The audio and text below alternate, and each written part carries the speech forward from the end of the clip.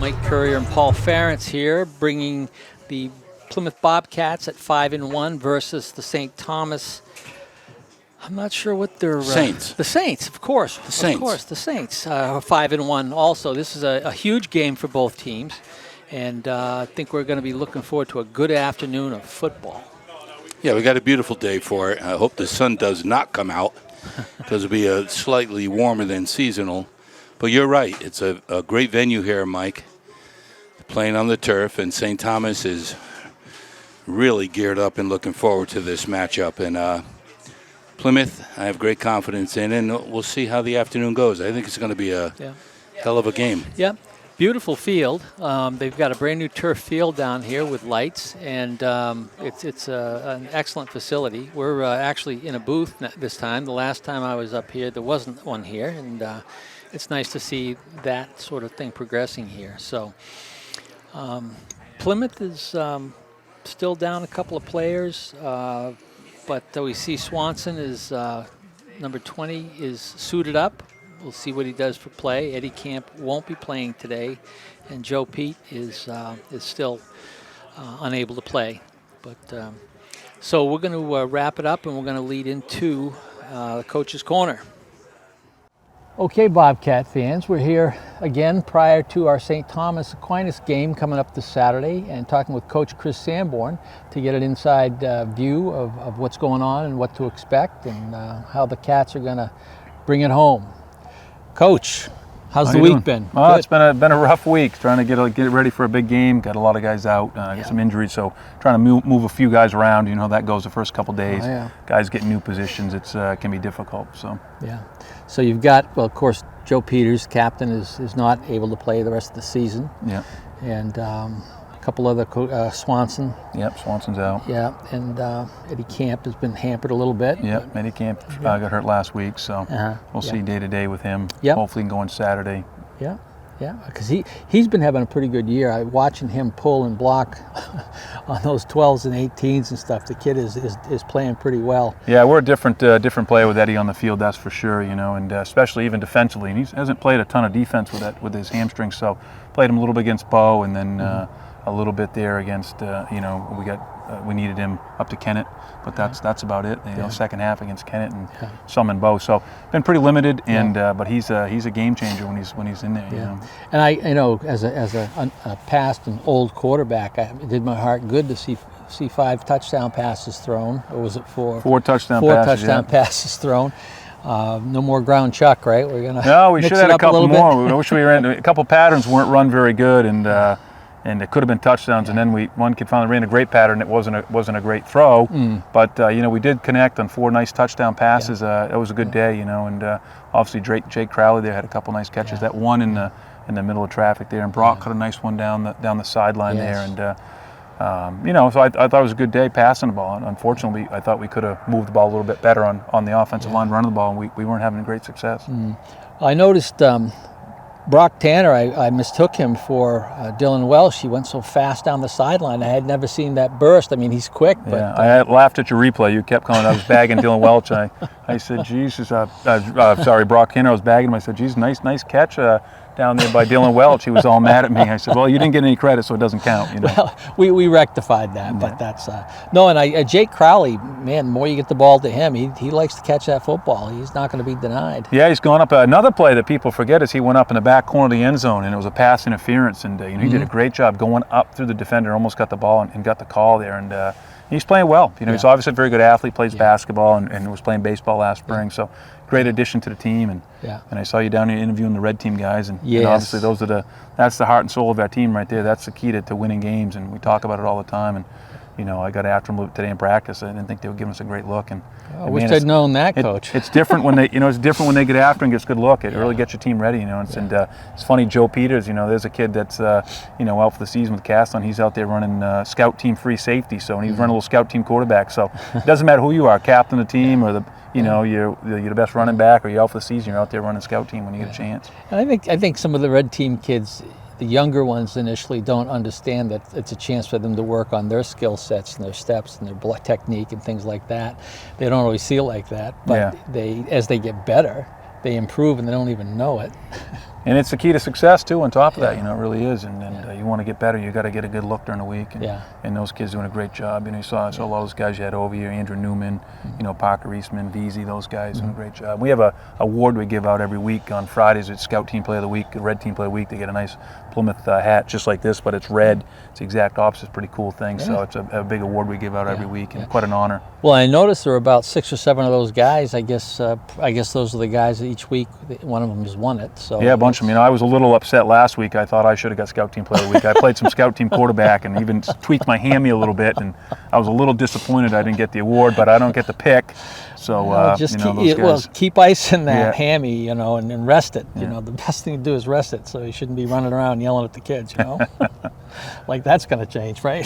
No, that's not changing. You got to give it to them. So what are you looking at? What kind of defense are we going to face against St. Thomas? They run an even front, 3 deep over the top. They're just pretty fast and physical. They got really 2 dynamic players, and both play inside linebacker. They're 2 running backs. They have rushed for a ton of yards, and those 2 guys are fast to the ball. And we got to execute up front. We're staying in blocks, and that's the key. You just can't miss. They're just so fast. You can't let them get penetration. They look like they're just looking to pick a spot.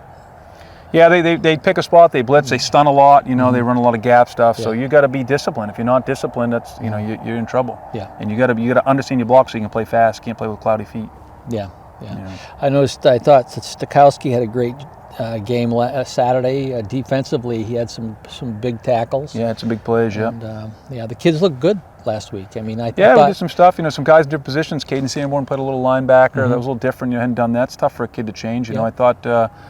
Brennan Johnson went in and played a little defense for the first time. He's a sophomore tight end. He looked pretty good in there. Get some more reps and get an opportunity. You take advantage of it. Parker Eastman made some nice plays out there, and we've been kind of getting after him. So I thought he did a nice job. Made some plays on defense, some nice tackles. Yeah, and I was really impressed. I've been impressed with Curtis Cross, your quarterback, all along, because he really hasn't made a lot of mistakes, turning the ball over, that sort of thing, for the most part this year. And I really thought it came together for him Saturday.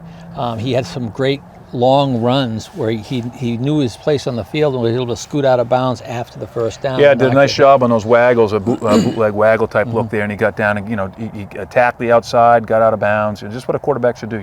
Get as far as you can, step out of bounds, get in the huddle, run the next play. Because he's shown a lot of poise. Yeah, I was impressed. They did a nice job. Yeah. And looking ahead, I think we're neck and neck with St. Thomas in terms of the standings right now. Yeah, they're a little bit ahead of us in the standings right now. It's a point system, so they're ahead of us. Both of us are 5-1. I think winner of this game could secure a home playoff game. Loser, I think, obviously end up on the road in the playoffs. And so it's a big game. Obviously it's down there. It's a long ways away. It's a tough place to play. Yeah. And they got a new beautiful stadium with a turf field and that. And we got our hands full, but we know what we're fighting for, and we just got to get after it, get executing.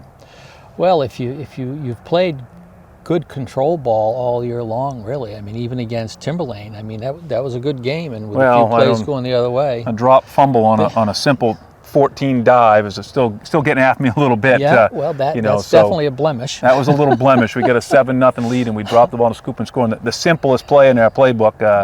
The boys heard about that one. Trust me, I can assure you. I might have brought that up again in practice today. I actually think I heard it at my house. That's just mistakes you can't make against good teams. That's a perfect example. Things that we don't normally do. We're up 7-0. We were driving. We had a hold on a waggle. I didn't think, it was a block easy block, no need to hold. And that killed that drive. We got the ball back. We're driving again. Ran the same play we'd scored a touchdown on. And, we just, I don't know what we were thinking. This quarterback was in position, threw the ball at the running back, dropped on the ground, scoop and score. Yeah. So now it's a tie game. That changed the whole dynamic of that game. That wasn't the only reason. They dominated the second quarter there. But, I thought we came out in the third quarter and played much better. Yeah. Oh, absolutely. And that's the thing, too. You play against a really good team, and that's one thing. You play against teams that maybe you're better than, but you still got to play to your level. You can't play to theirs.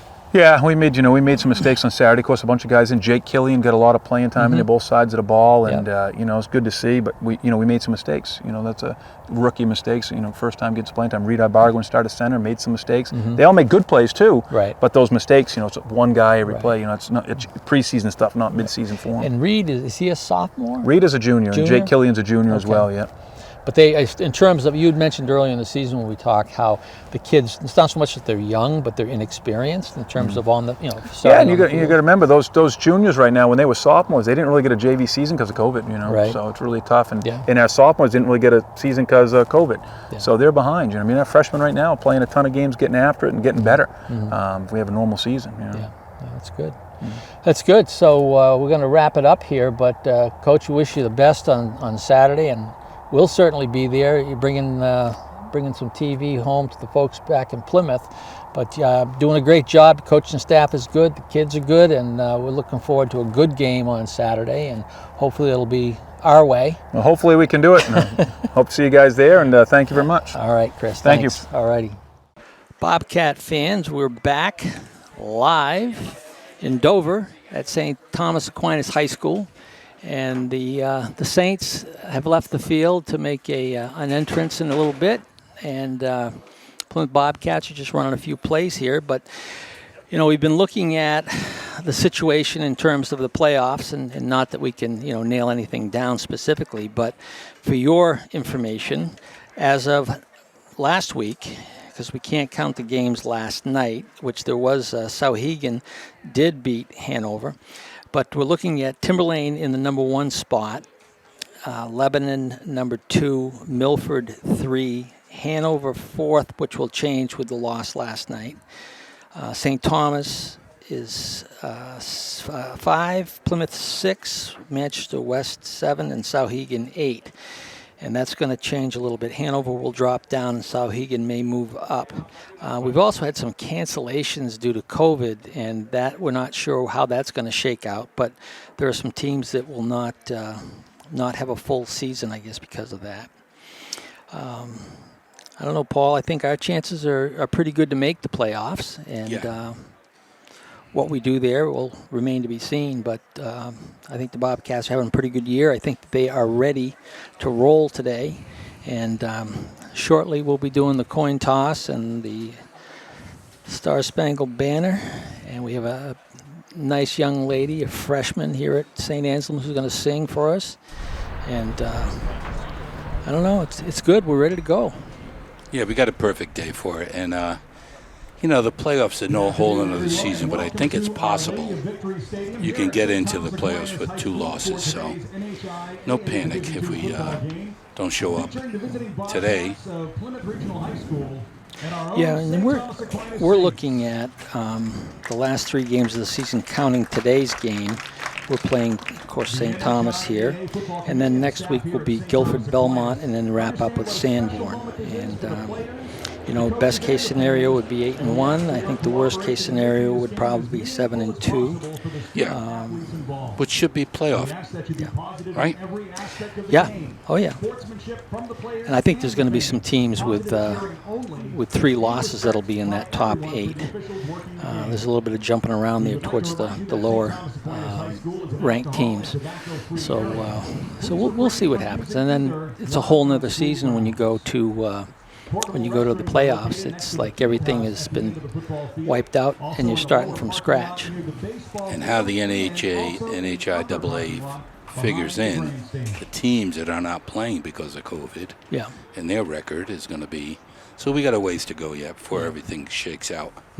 But I wouldn't count Plymouth out. No. They're going to be involved. The point system is going to be affected by COVID because there are teams that you get X number of points for depending on you know, their size and East, West, and in conference and out of conference and that sort of thing. So that's going to be kind of the variable that may make some things change when it appears to be one thing. It may end up being the other when they decide how they're going to handle that sort of thing. The good news is I'm looking down the field and I see one of the standout linemen is back, and that's Jeffrey Lyford, one of your favorites. Oh, yeah. He's been terrific all year, and he was out, I think, at least last week. So good to have him. Yeah, and with Eddie Camp out, that's going to change the offensive line a bit in terms of who's playing where. Trying to think. Last week, Jake Killian saw a lot more time, and I think Jake is going to see a lot of time today. Well, that's it. I'm excited to see who's going to step up. It's always next man up. Yeah. And that could be a big opportunity for one of the substitute players to really show up. And now let's welcome our home team, the St. Thomas Aquinas Saints. Well, here come the Saints, flag bearer and all, sprinting out onto the field.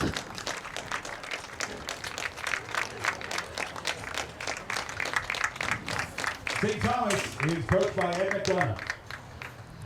So, Paul, I'll tell you that I've looked at film, and the St. Thomas kids, they have some weapons, and they like to run the football. They got a quarterback that can throw, so and some good receivers. So they got some talented kids. Looking man for man versus Plymouth, I think we match up pretty good. And again, it's going to be ball control and turnovers. That'll probably be the Special teams, maybe. Yeah. But it's Plymouth will be prepared. That. They're always prepared, but I know St. Thomas is up for it. They're at home, and they're having one of their best seasons in a while. And they're looking forward to maybe a championship here. But you can never count Plymouth out. You just can't. So you're right. The little things may make the biggest difference today. I think it's going to be a good game. I hope the sun stays away. It's going to be too hot for the kids. Yeah. Well, we've got the Plymouth captains and the St. Thomas captains walking out to midfield at the 50, and the officials are going to do the coin toss to see who will kick and who will receive. If Plymouth wins the toss, they'll probably take the ball, and if St. Thomas gets it, they'll probably defer. That's my Nostradamus I don't know prediction. Why, and I just can't figure that one out. Now he's making sure the boys know the coin is real. The two-headed coin. Make the right call here, boys. And it's up, and it is. Plymouth wins the toss. We're going to receive it, I think, Mike. Well, let's see if old Nostradamus here. Yes, it's won the toss. I'm 1 for 1. Joe Peters made a gesture with his casted arm. Mm-hmm. Yeah. And I love it. We get the ball. So we're going to get ready for the national anthem here shortly. And we're going to get kickoff at 2. And now, ladies and gentlemen, boys and girls, if you could all please rise. Remove your hats or helmets, turning your attention to the American flag to the left of our field house as St. Thomas Aquinas High School honors our nation. Singing our national anthem today is St. Thomas Aquinas High School freshman Mary Winter.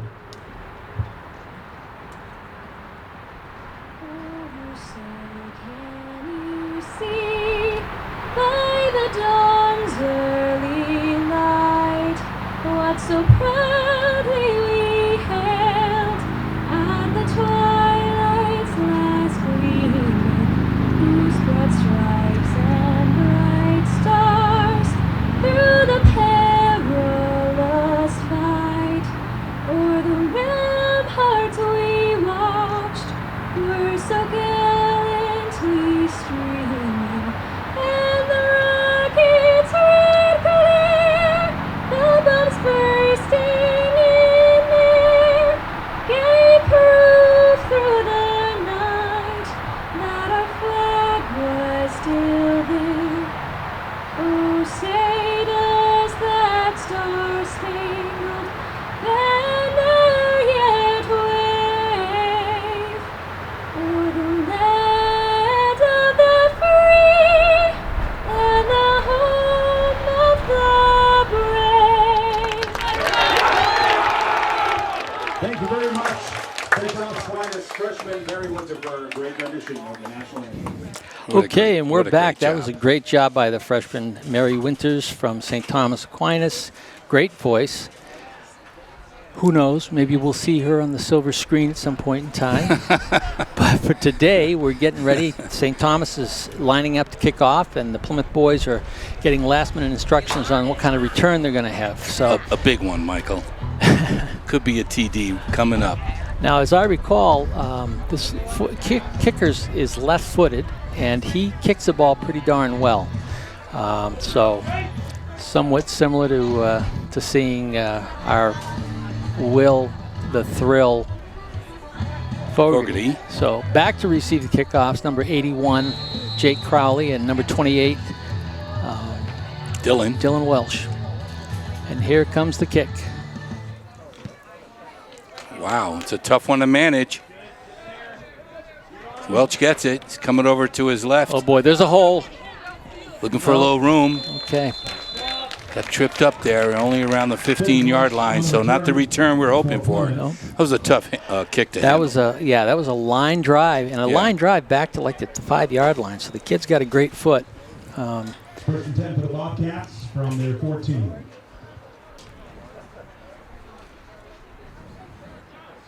So let's see what's going on today with Coach Sanborn. I'm sure he's got his game plan all together, and we'll see what the boys do.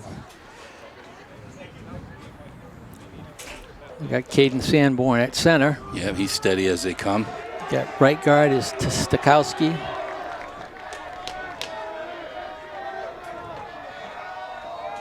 Snap, and it's pitch right to Ciotti. He gets met by the defensive end at the line of scrimmage for no gain.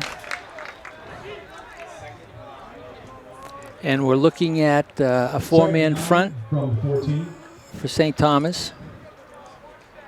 Yeah, that quick hitter was not there. Not that quick opening.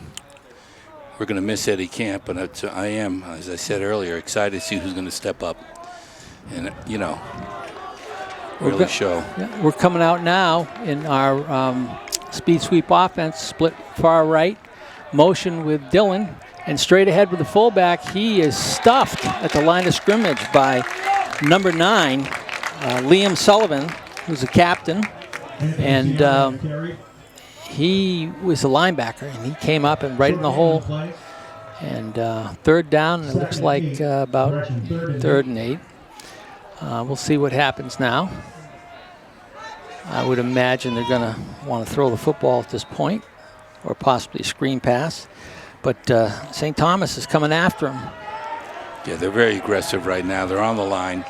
Wouldn't be surprised to see an all-out blitz here. He is back to pass. Back to pass. And, and the pass is completed off the hands of number 5. Number 5 is going to get the assist on that. And it went into the arms of Brock Tanner, who made a great play. That's concentration. When somebody's tipped that ball and you follow it and catch it, that's a heck of a grab. So Plymouth's now 1st and 10 from the 31.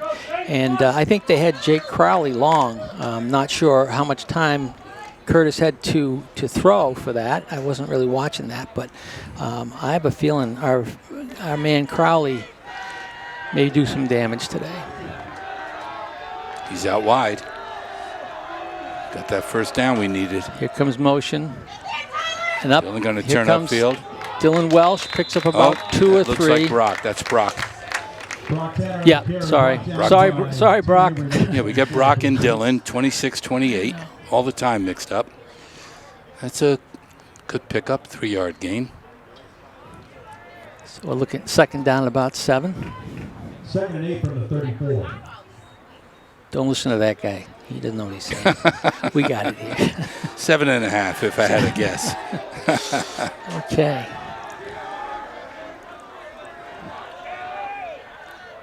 There goes Dylan. Welsh fights through to the 35. It's going to be about 3rd and 6. He's looking for that cutback more and more instead of trying to beat it to the corner. Yeah.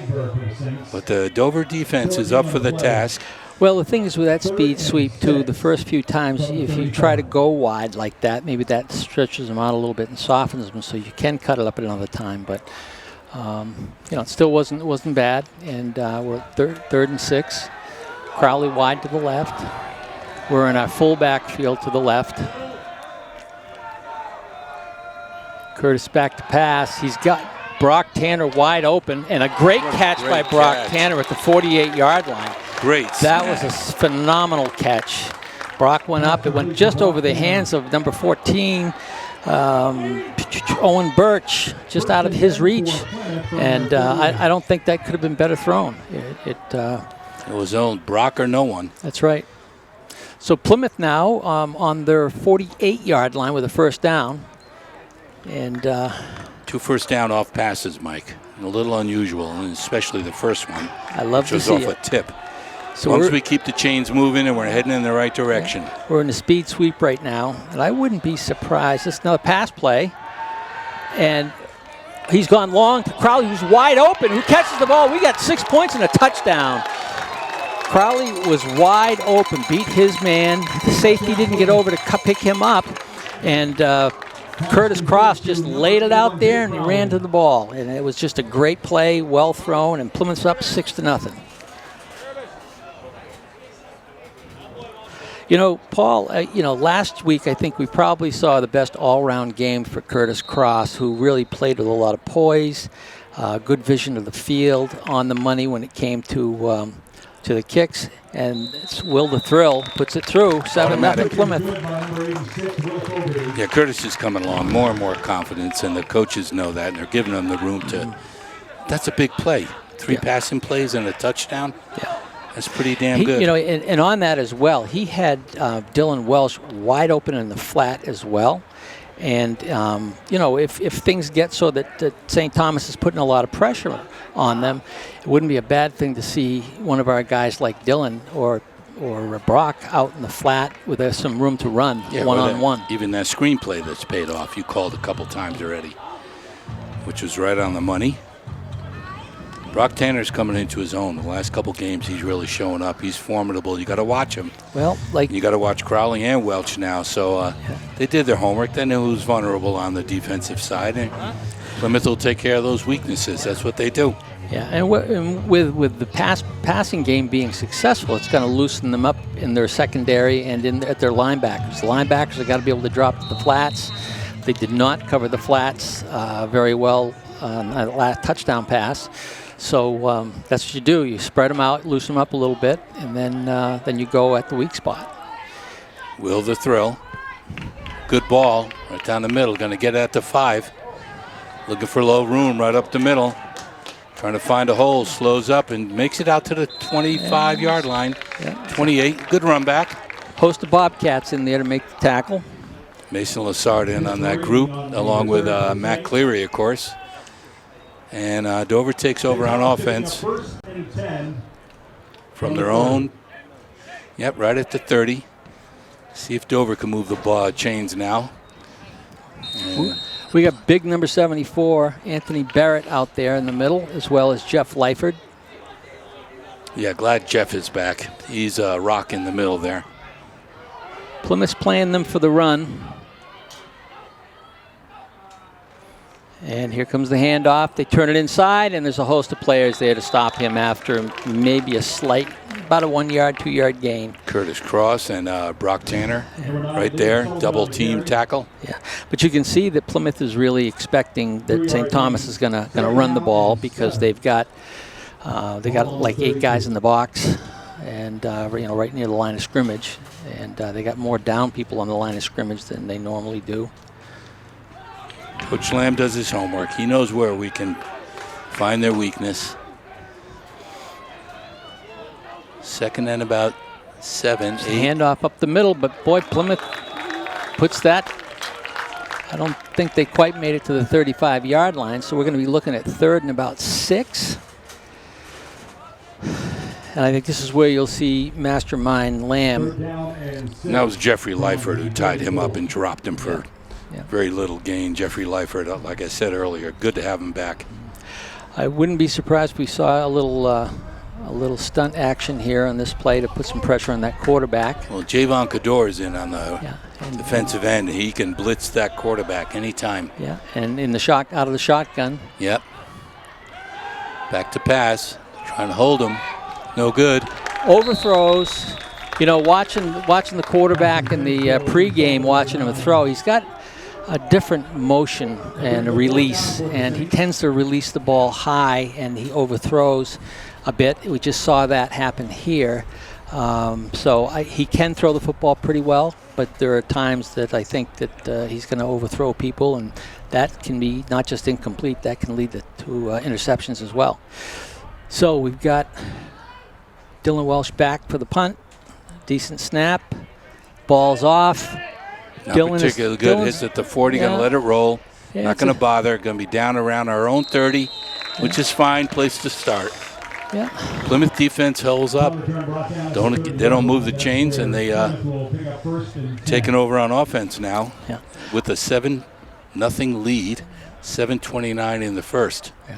I think that if St. Thomas wants to be effective against the Bobcats, I think they've got to mix in some passes early, like a first or second down, because the expectation here is that they're going to run, which is what they did. And Plymouth, really shut them down. They only allowed about 4 yards and two carries. Crowley split to the right. We're in our speed sweep offense. See if Spencer Lassard of the Saints could stay with him. Got beat badly last time. And straight ahead with the fullback. He breaks through the middle. A great run by Mr. Ciotti. Anthony right on Number the money. 24. Quick hitter. And again, that was the fake to Welsh on the speed sweep and direct handoff up the middle. Kudos to the line showing up without Eddie Camp, their captain. And they're out there doing what they're supposed to do, and it's a tribute to how hard these kids are working every day. Yeah, well, and it'll be interesting to watch the films afterwards to really see who did what out there, because it's hard to tell from here. Speed sweep coming this way, and fullback again, and he goes down. No, he was down. He was down. Plymouth's got the ball. They retain it. Don't get excited, There folks. are a lot of referees in the crowd. We know they're very helpful. So They're not always right, but they're trying to be helpful. yeah, we're on the 42-yard line of Plymouth. First and 10 for the Bobcats from the 42. That first 7 points, Michael, really softens things up and gives us a little more confidence and, puts Dover on their heels already. St. Thomas, I mean. Okay. Speed sweep, split right. And here comes Brock Tanner. He picks up a couple. It's going to be 2nd and 8. A little slow developing that play. Well, Brock got through the hole nice, and then he kind of stood up and, had really no place to go. Coach Sanborn calling a good offensive series so far. Down at 8 from the 44.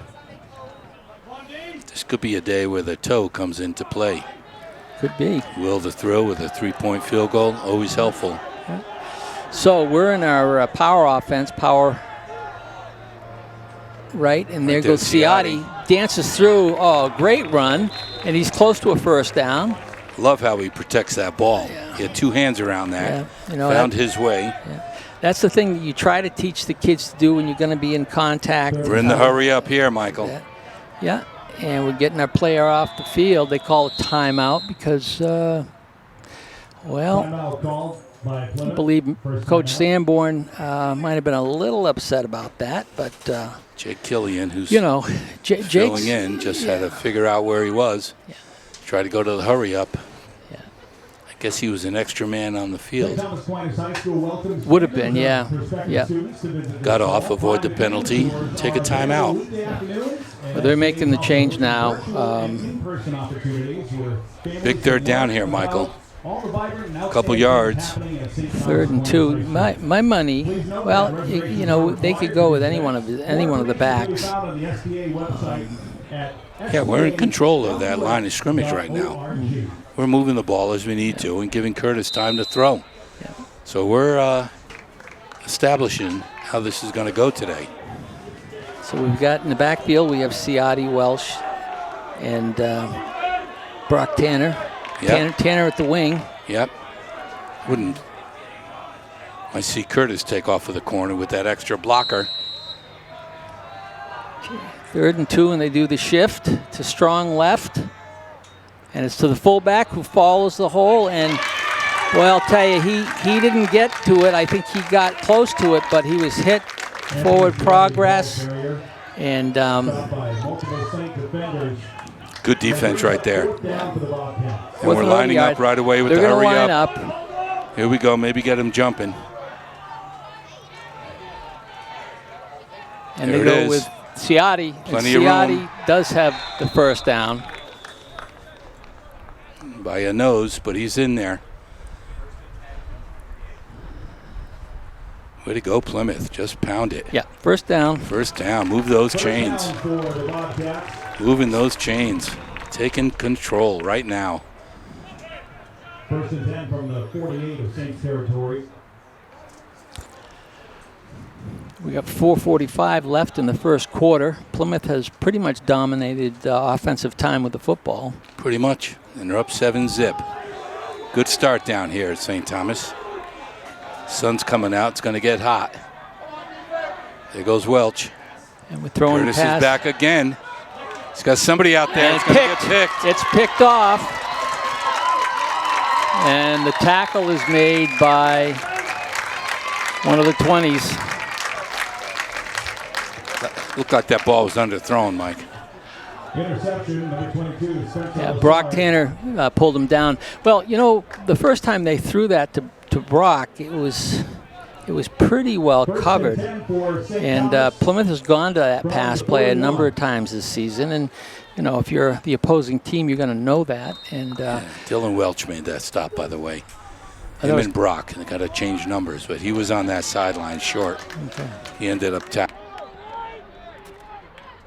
Momentum change, speed sweep coming around the end, and he slips and falls down, but he was right there to be greeted by Brock Tanner. He wasn't going too far on that play.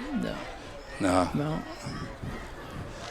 And you know, Plymouth's got pretty good team speed, especially, you know, from sideline to sideline, and it's tough to run that speed sweep when you can't get around the guys because they're so fast. Of course, with Plymouth, if you stretch that out, they're going to have all kinds of folks coming from the backside, and you'll be getting tackled by about 6 guys. 2nd and 11.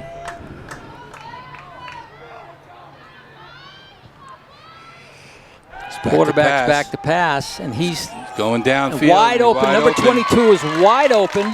Curtis Cross slows him up. There was a mix-up on that because they had too deep, and they were covered. Crowley was covered, but had his man. But Here we go, Saints. Let's go. First and 10 for St. Thomas at the 24-yard line.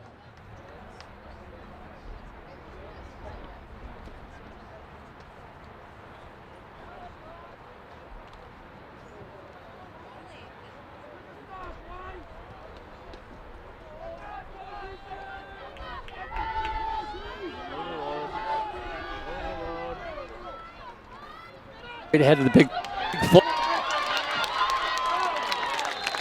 Number 4, Tyler down to the 6 or 7 yard line. Another first down. It's a great run by Tyler, the flag holder for the team. Tyler Liedberg, number 4, but he's limping a little bit. And first and goal, ball on the 10-yard line. I thought he was gone. He was got tripped up by the ankle, and somebody grabbed an ankle. Big play here. they're doing the toss to the left, and somebody made a great block on the corner. He's down, I would say, close to the 5-yard line. But, you know, those tosses work if you can get that outside guy of Plymouth and block him in and get around there, which is what they did that time. From the 2-yard line.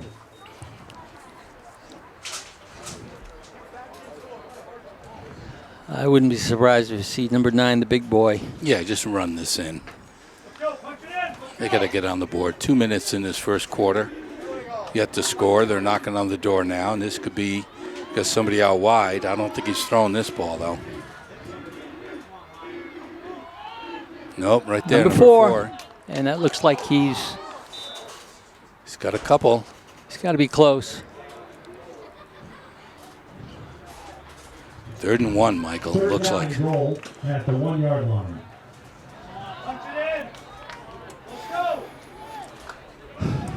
It's a big play here. Quarterback sneak could be smart. Big play right here. They're going to stack them up. Yeah. Well, I think that you're going to see them not kick a field goal even if they don't make it here, because I think they feel confident they can push it in on Plymouth. The quarterback sneak. And he did exactly the way you're supposed to run that. He didn't go straight ahead. He went angled off to the right, and that worked out well for them. So that's a touchdown. It's 7-6.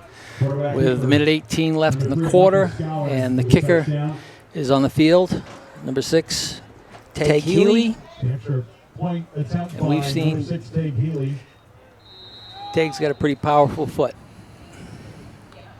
Ball's down, it's up, it's a chip shot for him, and it is good. And the kick is good. And we got a tie ball game, 7-7, at the end of almost at the end of the first quarter. Plymouth will receive the kick here and see what they can do. And barring turnovers, which we always talk about that being the killer, that pickoff was a tough one. That was big, I know. That hurt. Well, you know, we didn't think we were going to shut them out today, so you know what? They're on the board. Yeah. Now we go back to it. Well, you can't go to the well too many times on some of these plays. You know, you got to really kind of mix them up. And I think that pass play is one that you, at this point, you kind of sit on a little bit unless you see something happening out there that's going to indicate it'll be wide open. Dylan Welch is back with Jake Crowley. First kickoff was tough to manage. Oh, and this one's up in the air. It's going to go in the end zone. It's into the end zone and through the end zone. So there's no run back. But Plymouth will take over on Kid's their... got a good leg on this kid. Yeah. Number 6 kicking. Will pick up 1st and 10 from their Senior. He could be kicking for somebody next year maybe. I would say right now, looking at that kick, I think the kid could definitely play D3, maybe even better. I don't know that much about him, but he's got a great foot, a lot of power. The extra point was a chip shot. The kickoff was a line drive, the first one, which was hard to handle, and they put the other one into and through the end zone. So 1st and 10 for the 20 for the Bobcats. Speed sweep. And here comes... Looking to turn upfield. Picking his way. Dylan Welsh is up to about the 30, 31-yard line. Good gain. Yeah. Dylan Welch carrying the ball for Plymouth. And you know, Dylan is a smart runner. He has got great speed and quickness, but he follows his blocking very, very well. And we're moving the chains, Michael. First moving down, the chains. 10-yard gain. Let's run the ball. That's what we do best. Unless we pass for touchdowns. Speed sweep. Crowley wide right. There goes Dylan again. Dylan to the right side. Turn He it gets upfield. around the corner. Crowley does He's a great got room. job. Good spin move. Crowley did a great job, kind of a stand-up block where you just basically mirror the defensive back and get in his way. And Dylan was able to get by that defender. Picked up a good 6, 5 or 6. Is that Brock? I'll tell you, 6s and 8s, I always had troubles with those. This is 8 on the side right here. This is Dylan Welch just came out. That's what I thought. And he ran the ball, did he not? That's what I was led to believe. All right. We'll figure it out. Fullback up the middle, breaks tackle. Ciotti down to the 40-yard line. And another just sneaky quick.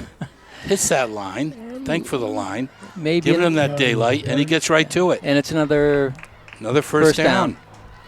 Plymouth moving the chains like they like to do it. Going to get him softened up for that pass play.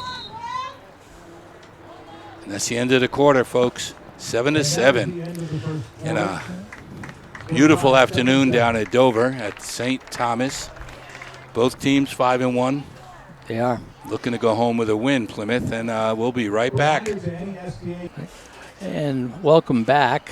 That was a brief time while we changed the chains and turned things around. And Plymouth now on their 40-yard line, 1st and 10. And we're in the speed sweep, split left. Quick one, Dylan Welch. Dylan Welsh. Picking his way. Welsh is just running still on hard. his feet. Running hard. He picks about 5 on that. Moving the chains. He gets 5 yards on that. You know, on that one, Dylan just got right up on the back of the offensive lineman and just pushed behind him running the ball. He didn't need speed or quickness. He just followed the block and just went with the momentum, and they picked up 5 yards. Again, doing it without our captain, Eddie Camp, who's a really block of granite, defense and offense on that line. But somebody's stepping up, which is what you do in Plymouth. Next man up. Here we go again in a speed sweep. 2nd and 5. Straight ahead with the fullback. He dove through for maybe 1 or 2.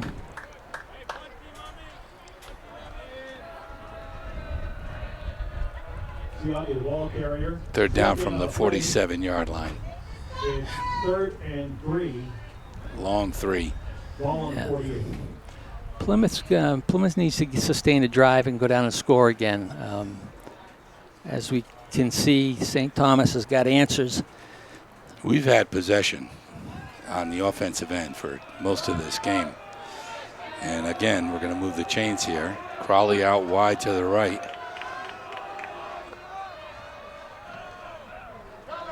He's coming. Plenty of room. He's going to fight Boy, through. He almost broke almost it. had it.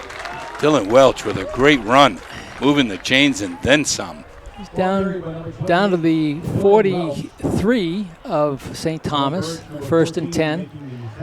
Another nice run. He almost split those defenders. I thought he might have been off to the races on that, but they did a good job making the tackle. Well, picked up 10 yards before they caught him. So that was a good run by Dylan. Good call by Coach Sanborn. Moving this offensive team down the field. Well, and those speed sweeps will open up the middle of the line a little bit.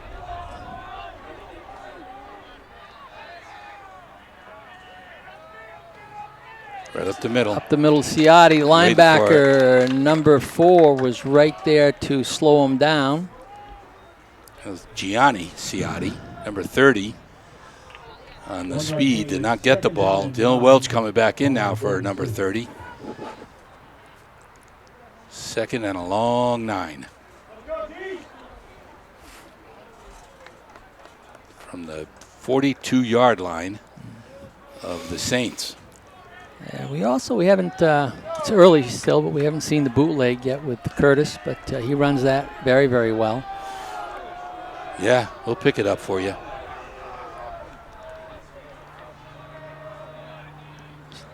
Looks like Another our one, trap. Dylan. Our trap.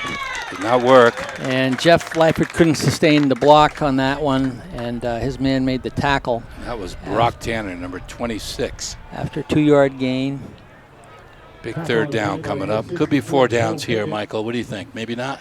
I think so. I think if you're inside the 40, I think you go for it. If it's there or back, you could punt and try to change the field position situation. Big play here. Crowley out wide. Here goes Dylan. There's the trap, and it's wide open, and there goes goodbye Brock Tanner, touchdown. Paul, like we talked about, you run those speed sweeps, and guess what? They soften up and open up a little bit in that defensive line. And, I think you and I probably could have walked through that hole, and that's a big hole. No, that was, and Brock Tanner's been coming on for the last couple of weeks. Yeah. They're utilizing his talents. He's taking full advantage. That was a beautiful run. Well, I talked with Brock's mama yesterday morning, and she and her husband Barry, who played football. Barry played some good, serious football at Plymouth State. They're pretty proud and happy for Brock, and they said that Brock is just, walking on clouds. He's so happy to be in there and have the pressure put on him. He's okay with that. That was a great touchdown. 8:25 in the 2nd quarter. Plymouth up now. They have the Saints with 14 points and the guest with 7. Yeah, well, someone's dyslexic. That's okay. 14-7 the Bobcats. And, outside of that interception, Plymouth has played pretty much flawless football. They've dominated. They're really in control of this game. Mm-hmm. They give up a goofy interception that was underthrown, and like a good team would, St. Thomas took advantage and got it down there to get their score. Yeah. But we have controlled the ball and possession for most of this first half. Well, the thing is that there's always the big play factor, and I think with the quarterback and receivers and some running backs here, I think St. Thomas has got the weapons to make the big play, and you just can't let the big play, break you. We can have the ball all we want, but if they score on 6 big plays, we're down by 36 points. And the ball rolled off the tee on that. Be good to put this one in the end zone. No worry about a run back.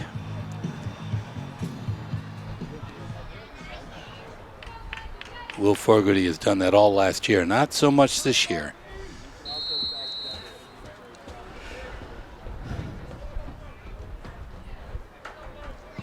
There's a good boot. Will gets a hold of a good That's one. back there. He's That's going to play it from his own end zone. In the end zone. Coming up, Matt Cleary gets to him first and then kind of falls down. I think 84, who is Will Fosey, probably had the second one. Yeah, Matt Cleary tipped him, got him off balance, and he couldn't maintain. So it's still a good position they're in, 22-yard line. With 8:20 to go in the second quarter. You know, Saints are down 14-7. It's interesting that these soccer players are coming in making a big difference. Number 6, the kicker for St. Thomas, is a soccer player as well as Will Fogarty is, and they're making a big positive difference. Straight ahead with the big fullback, he looks like 2 or 3 yards before he's dragged down. Mason Lassard in on that tackle, number 44.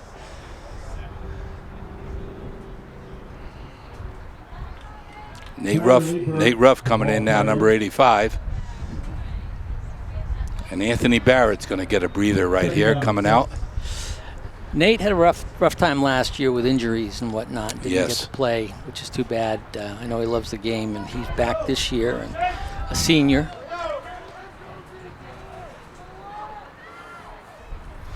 Hand off to number 9. He cuts up field, following his blockers. He bounces outside. He gets a first down. Nice piece of running there. Kid's a horse. First down, St. Thomas, number 9, Liam Sullivan on the carry. Senior, leading the way. Big, strong kid. And Picked his way, too. Was looking to find a way there, and he did. He's up to the St. Thomas 36-yard line. We've got Jake Killian going for Jeff Leifert.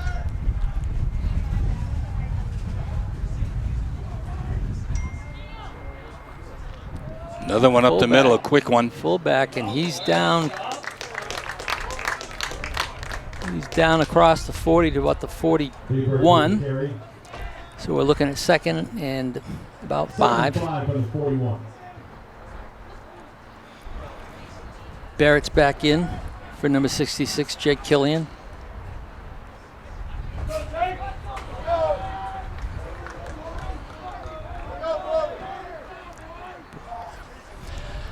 Plymouth does their shift, doesn't do anything. Number 9 with a handoff. He's turned inside looking for a place to go, and he finds a bit of a hole, and it looks like he's got a first down.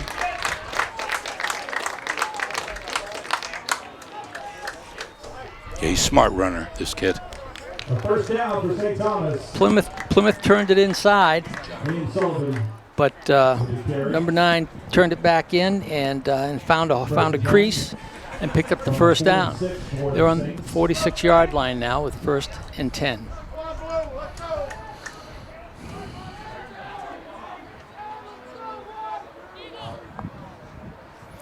Coming back this way.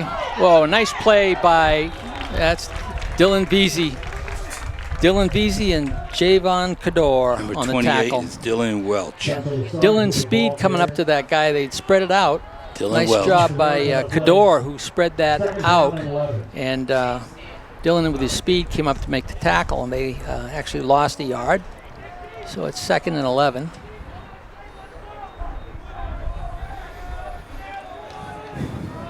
Up, they fixed the scoreboard very nicely.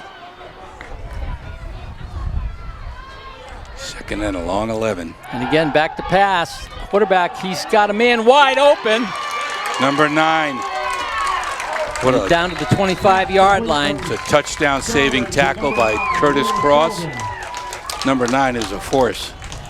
Well, I'm not sure what's going on in the secondary. Somebody is not following their keys, because you don't usually have a guy that wide open unless somebody on defense has made a mistake or misread. Or we don't have enough guys back. Big first down for the Saints. Now driving inside our 25.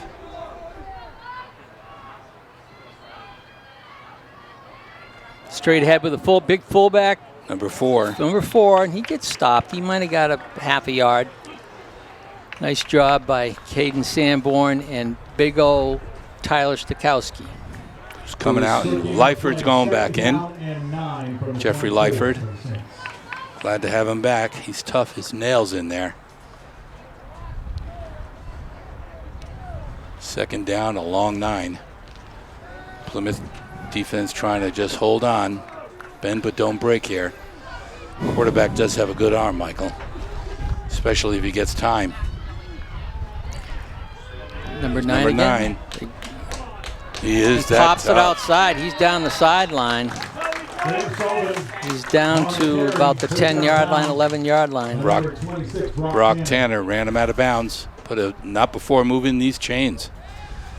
Saints are on the move here.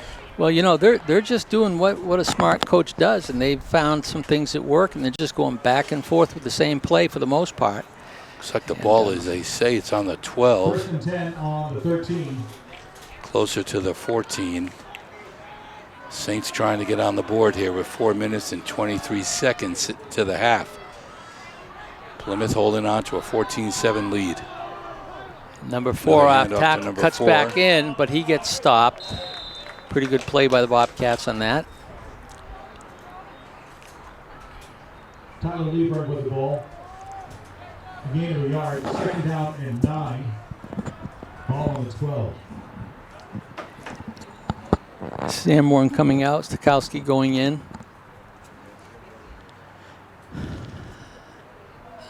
These guys are all double duty. They got to take a break on occasion. They're not coming off the field. Big play here, Michael. 2nd down. Back to pass. Yep. Number 27, he throws for the corner, and No way is that a penalty.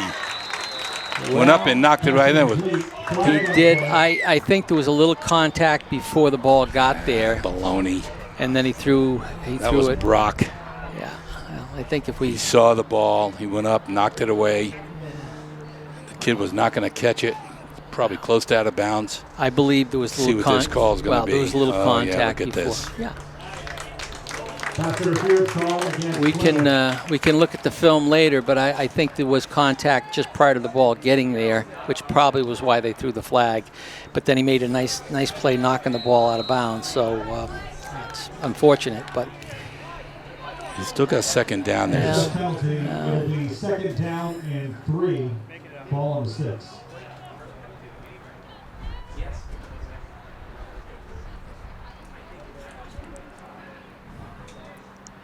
number 9's got it. He's going out, cutting up. He gets tripped up.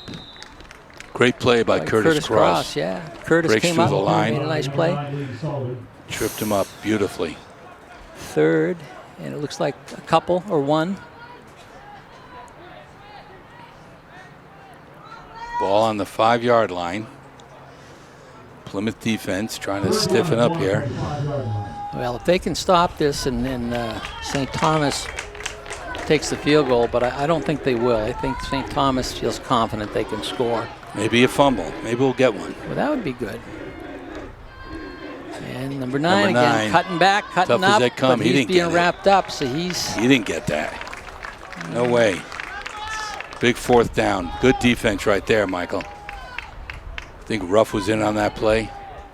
4th and a yard. You might see that quarterback. Killian's coming in. Sanborn's quarterback coming in. sneak again. I'll tell you, I like the quarterback sneak on first sound. It catches the defense a little bit off. This kid runs it the right way, going over the right guard versus over the center. Lassard and Ruff are out now. Big 4th down play here, Michael.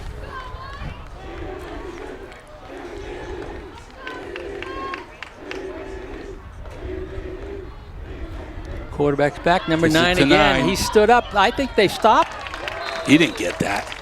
No way. Let's see. You can see from here through these dirty windows he didn't get it. I'm a little surprised that they didn't just pound that ball up the middle with number 9. Kudos to that defense right there. Good job, defense. EBD, baby, EBD. They didn't even look for 3. No, well, I think they felt they could run against him. And I think they could have if they had just pounded the ball right up off tackle with number 9. 9 was looking for a little pick opening, and they collapsed on him immediately. And this is a big play here coming up. We've got to get out of the hole. 2 minutes and 13 seconds before the half. Plymouth with that 14-7 lead with a great defensive stand right there, keeping the Saints out of the end zone on what most people thought was going to be a walk-in, Mike. Well, here we go. We're in our speed sweep. Coming around the corner, no room. He just made it across the end zone. Dylan Welch. Shoestring tackle by number 13. That was a great tackle by Connor Torriello. Sorry about that, Connor. But he made a great shoestring tackle on that. 5-yard loss. He's lucky he wasn't in the end zone. You're right. Second down for Plymouth at the 1-yard line. You know what play I like here? Quick kick? No. Quick to the tight end right here. Right up. One and pitch. One and pitch. We did it against Pelham in the playoff game. Went for yards. Did it against Kennett, too. Yeah. Well, we're double tights. Speed sweep. As fullback. No go. Nothing there. No go. You know, is that Ciotti? Boy, I'll tell you, the way they're converging like that, Paul. For St. Thomas, their first timeout. He didn't gain but maybe a yard on that play. No. Stuffing us. Actually, if you watch the flow of the backside defense of St. Thomas, they're really going to the ball. And quarterback keep would probably be pretty successful in that. St. Thomas calls timeout, trying to stuff us and keep us in this corner. See if they can come up with a big play here with 1:17 left before the half. They'd like to get on the board again, obviously. But we could bust one out of here, Mike. I don't know what you do, but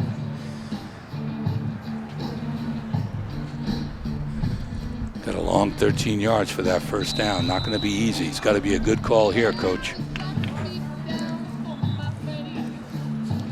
Or you could quick kick it. How about that? I don't think they can kick it far enough. Well, there won't be anybody down here. We'll beat them to it. We got to get out of this hole. It's just on the 3rd yard.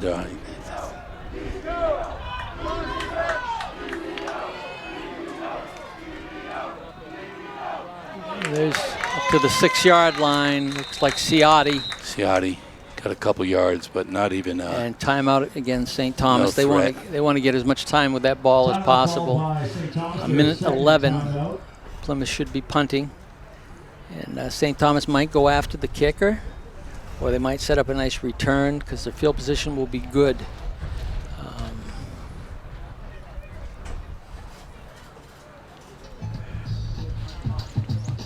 Minute and 14, minute 11 seconds before the half. Plymouth has dominated time of possession on offense in this game. Defense stood very tall, which most teams would have put one in, but Plymouth held their ground. Took over on like the 2-yard line, but couldn't get out of the hole, and we're still. They're going to be kicking from, like the center's going to be snapping from the 7-yard line. St. Thomas could easily have field position at the 40, 45-yard line of Plymouth with this kick, even under the best circumstances. Parker Eastman's in, number 10. He's our kicker. Yeah. Backup quarterback as well. Be a good time for a fake here, Michael. Oh, okay.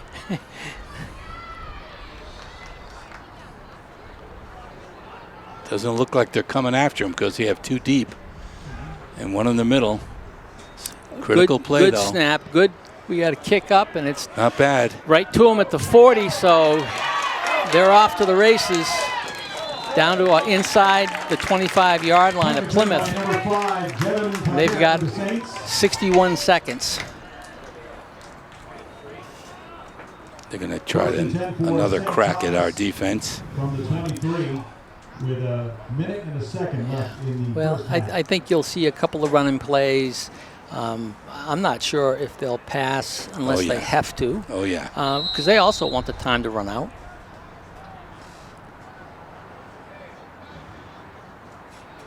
Well, let's see what the Saints got up their sleeve. Got a receiver out wide to the right. That's number 5, Devin Paquette. There's a penalty right there. Too many men on the field. Apparently, that's very unusual for Plymouth to be unorganized like this. Very unusual. So Caden's going back on. It's going to be against Plymouth, I guess. Yeah, these are these mental errors are the ones you just can't afford. No, nobody needs to give anybody 5 yards. Now they're going from their own 17, it looks like. First down and 5. Quarterback's back to pass. He's got a guy in the flat going up across the middle. Good D right there. Very nice play by Curtis Cross. Curtis Cross stayed with him. And that knocked the ball down. Those patterns were not run well. Number 9 was right in the same area. He should not have been there. Scoreboard is off, folks. They got the ball on the 5-yard line. It's not. They got the first quarter. It's not. So disregard what you're looking at on the scoreboard, except for the score, 14-7. With under a minute to go. The wide guy did it down, out, and turned it up, but I think that was fairly well covered. The out was there. Quarterback can also run. Second down and 5. He is rolling out again. There's a flag. Oh, boy, and there's going to be a flag on that. 85 evidently didn't hear the whistle. Nate Ruff, and he creamed the quarterback. That is not helpful, but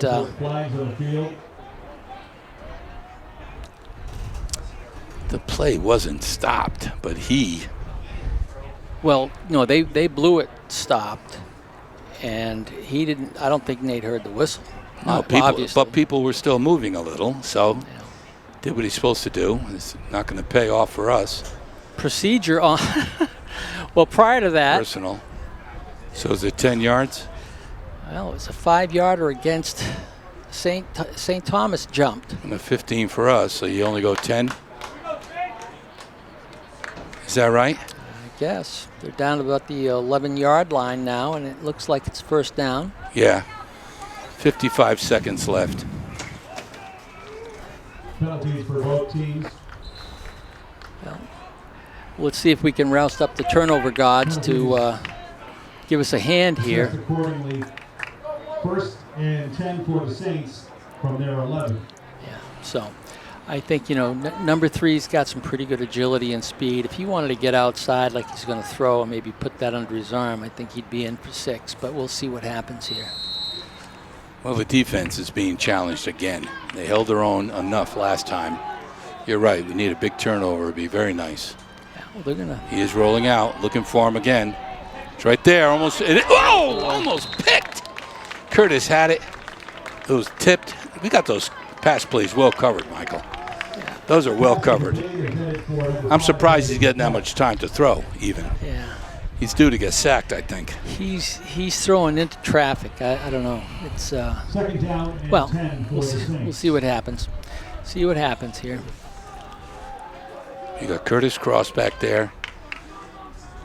Crowley, and I think it's 26 would be Brock Tanner. I think that's Brock back there. Here we go again. Right up to number 4. Oh, that's not right. That is not right. Caught us flat foot.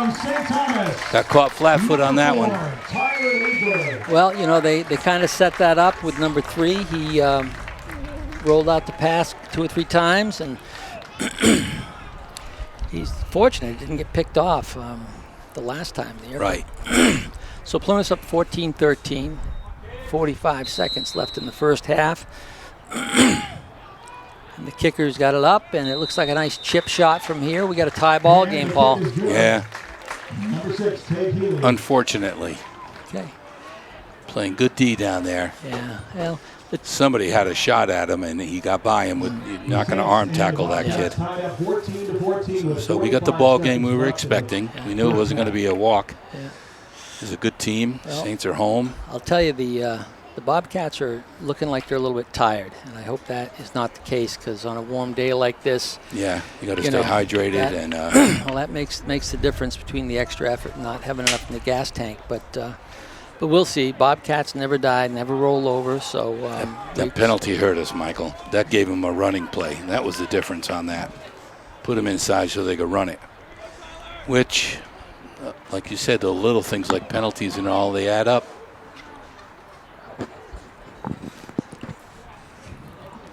Well, Dylan's back with Jake again. Try and receive this from their kicker, number 6, who's put it in the end zone last time.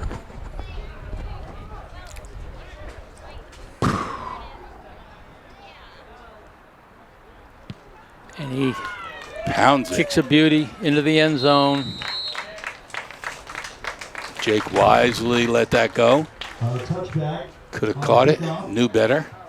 Plymouth's going to take over with 45 seconds left from their own 20. Plymouth will take over 1st and 10 from their 20-yard line with 45 seconds to go. You try anything here, Michael? Well, you got your 2-minute offense. I think I'd try to, run up tempo. If you're going to throw it to the side to get the clock to stop. Well, we should end with possession no matter what anyway, right? Should. Don't want to give up possession again. Well, it looks like they're gonna take a knee.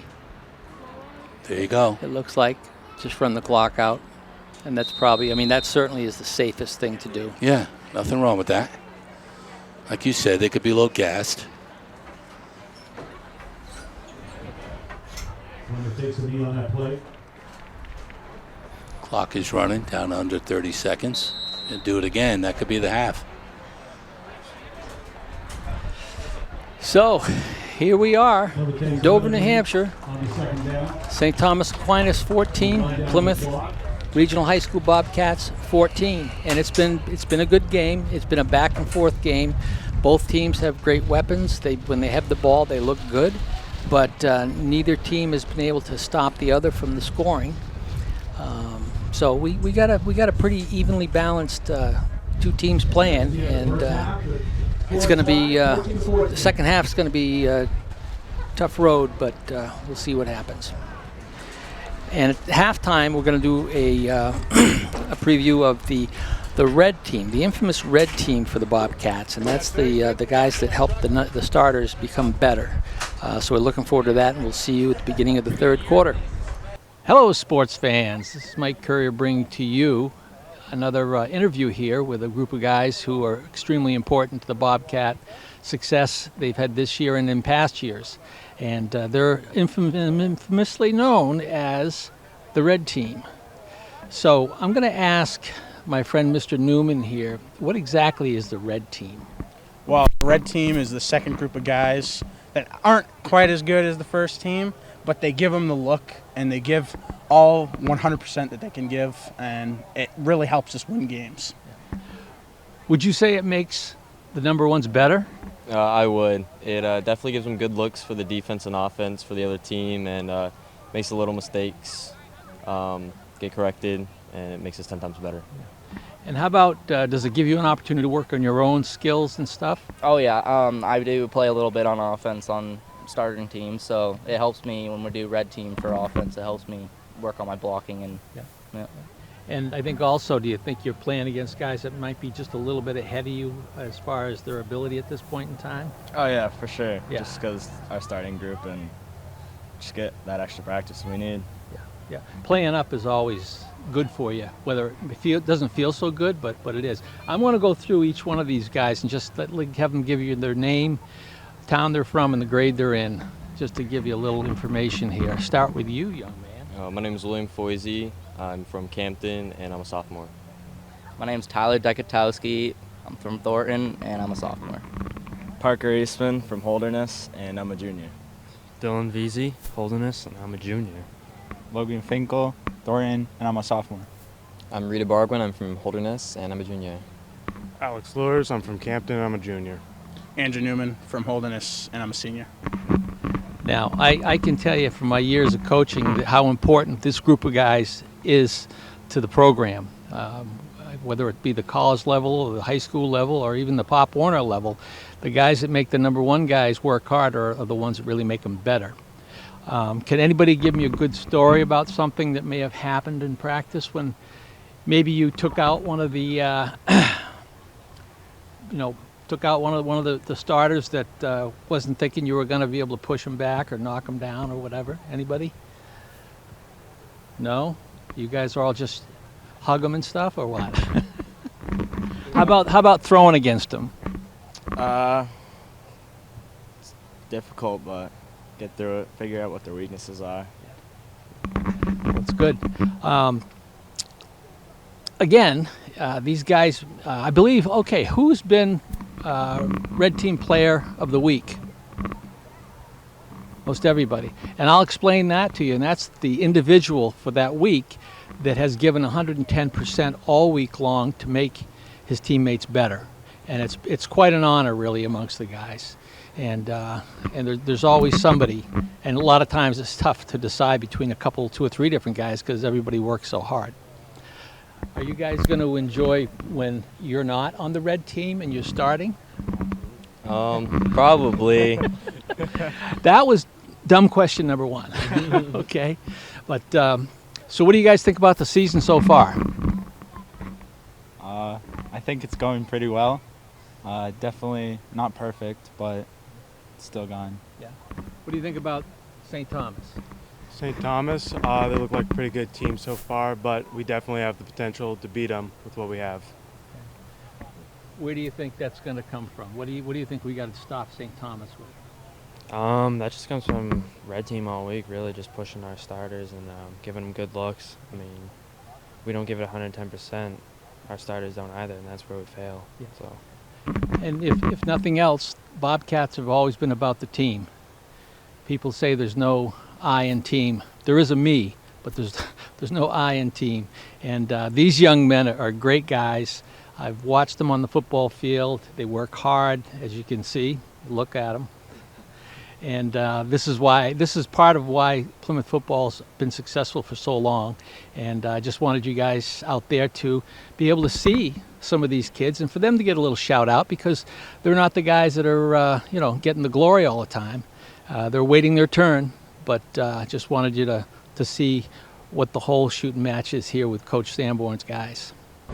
Welcome back, Bobcat fans. We hope you enjoyed the interview with the red team for the Plymouth Bobcats. You know, as you probably could tell from that whole discussion, that those guys are guys that are doing a lot of work without a lot of reward. But the reward comes on Saturdays when the team does well because of the efforts they put in during the practice week. So we're back here. The Bobcats are going to be kicking off in the second half to the St. Thomas Saints.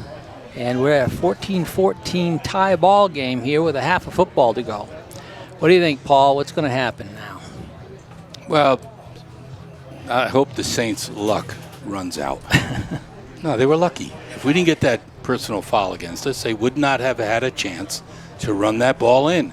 We got their passes covered 2 in a row. They maybe would have thought about kicking a field goal, but they could run it in when you put them inside the 5. And that's too bad because the defense stood tall last time down there. And they held them on 4 downs.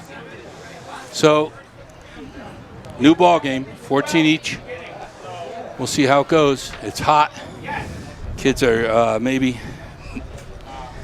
not keeping hydrated like they should, but it's hot right now. We have a nice cool breeze up here in the lap of luxury, but it's pretty warm down there. And turf fields tend to hold heat. Yeah, they're hot, and the kids are getting elbows are getting ripped up on this surface. Football should be played on grass surface. Same with soccer, not this. Well, the Saints are feeling good about getting that last 7 points in the books. But we got a new ball game. Plymouth kicking off. It's going to be those little things like penalties and turnovers, Mike. We just got to be on the better end of it. So Will Fogarty is back to kick off, waiting for the official whistle.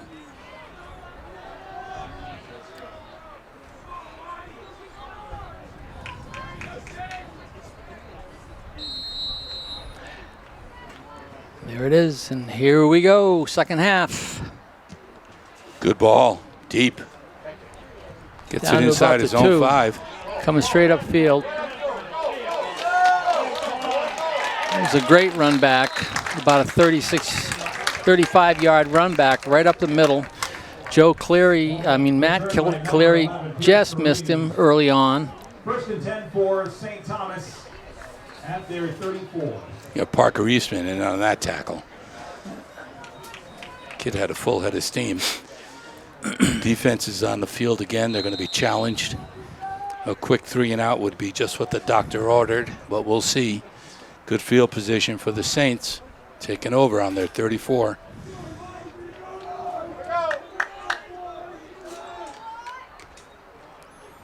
And fullback off tackle breaks through for about 4. Matt Cleary wraps him up right away. Running backs are tough for the Saints right now, Michael. That number 9, number 4, they're big and strong, and they run hard. Gain of 3 on the play. 2nd down and 7. Ball on the 37. Number 9 is a big, strong kid, and he runs hard. Here's their speed sweep formation. Split to the left. Plymouth's going with number 9. He goes to cut back up, but he's wrapped up by number 64, Caden Sanborn first, and then I think the second guy in there was... Liam Sullivan with the carry. Brought down by number 64, Caden Sanborn. And Brock Danner. So a decent job defensively, and we're looking at 3rd down and about 6. His quarterback's pretty good. He's only a sophomore. Yeah. He's going to be around. I think at some point they'll get him into the offense in terms of maybe running the football a little bit. And he's back to pass. He's got the out. This is a good ball and people are right there. He breaks one tackle. He's down to the 48-yard line and a 1st down. He had enough for the 1st down, and it's good he didn't break away. He got him wrapped up, and Matt Cleary came over and finished him off. Well, I'll tell you, that out pattern was a perfect setup. If the defense had been a little bit closer on the guy's hip, that had been a pick 6. But the ball was on the money, and it's 1st down for the Saints on the 40, their 48. Straight to the fullback, number 4, and he is off to the races. Picking his way. Tackle. Finally wrestled out of bounds by number 28, Dylan Welch on defense. Down to about the Plymouth 23-yard line. Four's hobbling back to the huddle. Well, their interior line did a great job because number 9 had a beautiful hole to run through. And you get that, I don't know, he's probably 220. He's get that 220 pounds going. It's kind of hard to stop him. And he had a great run on that. So we're looking at 1st and 10 from Plymouth's 23, 24-yard line. Plymouth needs some big plays here. Change things, slow it down a little bit. And here comes 9 wide. He's cutting back up. Wrapped up, but he picks up another 4 or 5 yards. Tackle made by Brock Tanner, number 26. Brock's all over the field today. He's doing a great job out there hustling. But, you know, when you rely on your defensive backs to make the tackles, you're giving up too much yardage. So I'm sure Coach Lamb's got some thoughts and ideas here to stop this.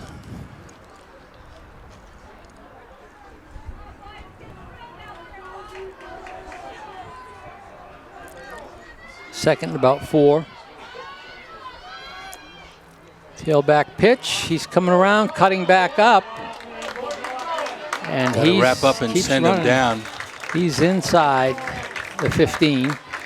Matt Cleary and Tyler Stakowski stop that run. Well, what we're getting is their intent is to cut up. They're taking it wide as much as they can to draw things out. When they see the crease, they're cutting it up. And what that tells me is that we're not getting the backside linebackers are getting blocked because they would normally be in the chase for that and catch anybody cutting back.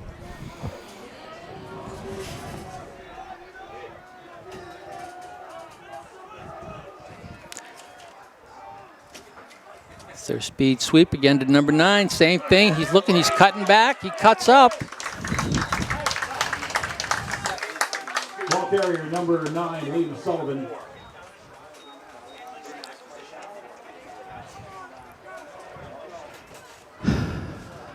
Second down and 2.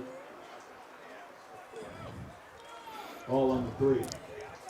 Well, I wouldn't be surprised if we see number 9 slam that ball. Let's see. He's in the speed sweep mode. Or number 4 up the middle. Number 4 up the middle. That's him. No gain. Maybe a loss. Ball carrier Tyler Liedberg, number 4. Or maybe a yard. 4 down territory anyway. Short gain on the play. Yeah, 3rd and 1. 3rd and 1 for a first down. So.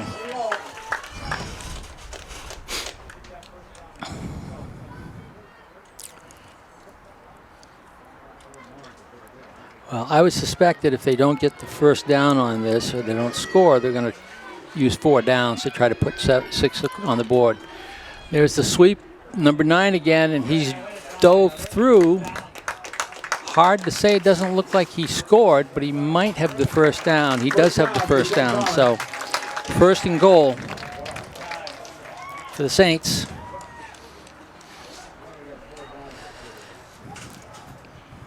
Andrew Newman back into the ball game.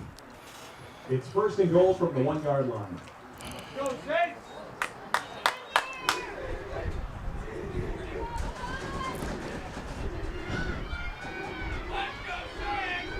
Quarterback keeper walks it in. Stand up.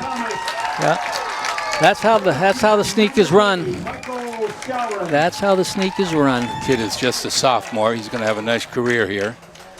Scoreboard got it right. They gave the guest the points immediately, but took them right off. So it's St. Thomas right now looking for the extra point to make it 21-14 with 6 or 8 minutes left in this 3rd quarter. Ball's up, and it's good. Plenty good on the roof. The kicker, it ain't nothing but a thing, Paul. That thing goes, he's a chip shot, very accurate. And the Saints went 75 yards on that drive. Chewed up a lot of clock. And the Bobcats now will get a shot at it.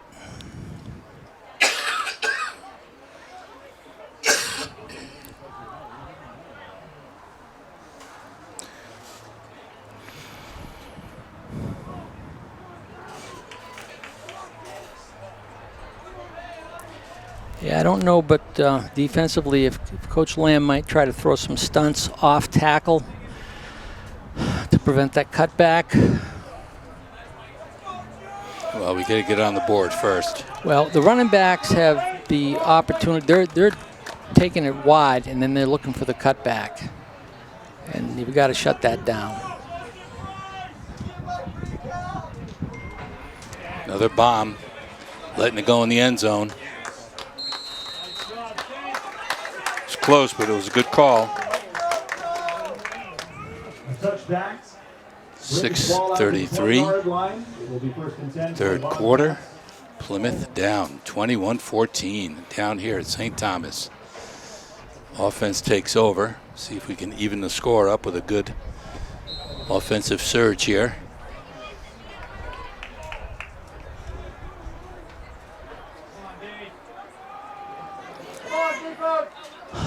Bobcats taking over on their own 20-yard line. Crowley split to the right. We're in our speed sweep offense. Quick handoff, looking to cut upfield. He does. He's going to go wide. And Dylan Welch coming down the sideline.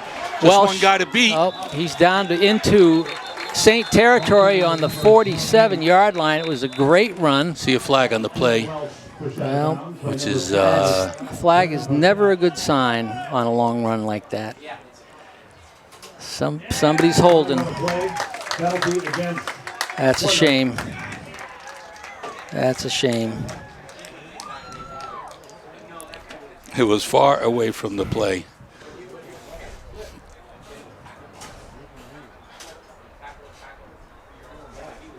That's a terrible terrible penalty.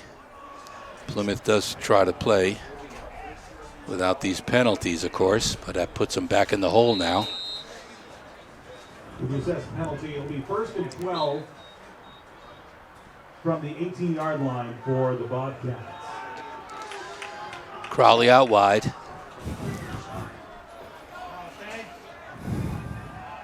There goes Dylan. They give it to Run him. the same play the other way. He's got a blocker out in front of him. Staying behind him Dylan's wisely. following him. He's about 8 yards maybe. Good yards on that play. Yeah.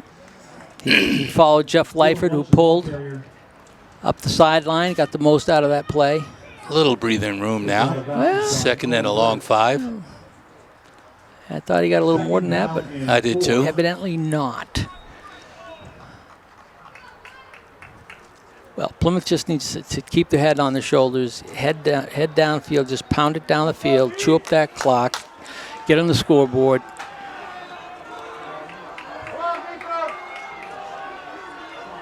Big play here. 2nd down. There goes Welch again. Gave it to him again. He's going to get the 1st down, Mike. Good run by Dylan Welch. He's been a workhorse all day today. Him and Brock Tanner and Ciotti all contributing from the backfield. Moving the chains, what we have to do. Bobcats pick up 1st and 10 from their 35. Nice crowd from Plymouth drove down today, Mike. See a lot of the kids supporting their teammates, classmates.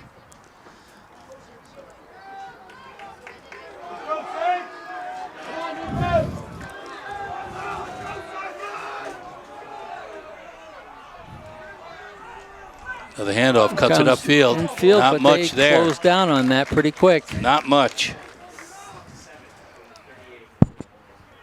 A couple 2.5, 3 yards. Tackled by number 21, Sam Grondin. 2nd down and 8. Ball on the 37. Let's go, D!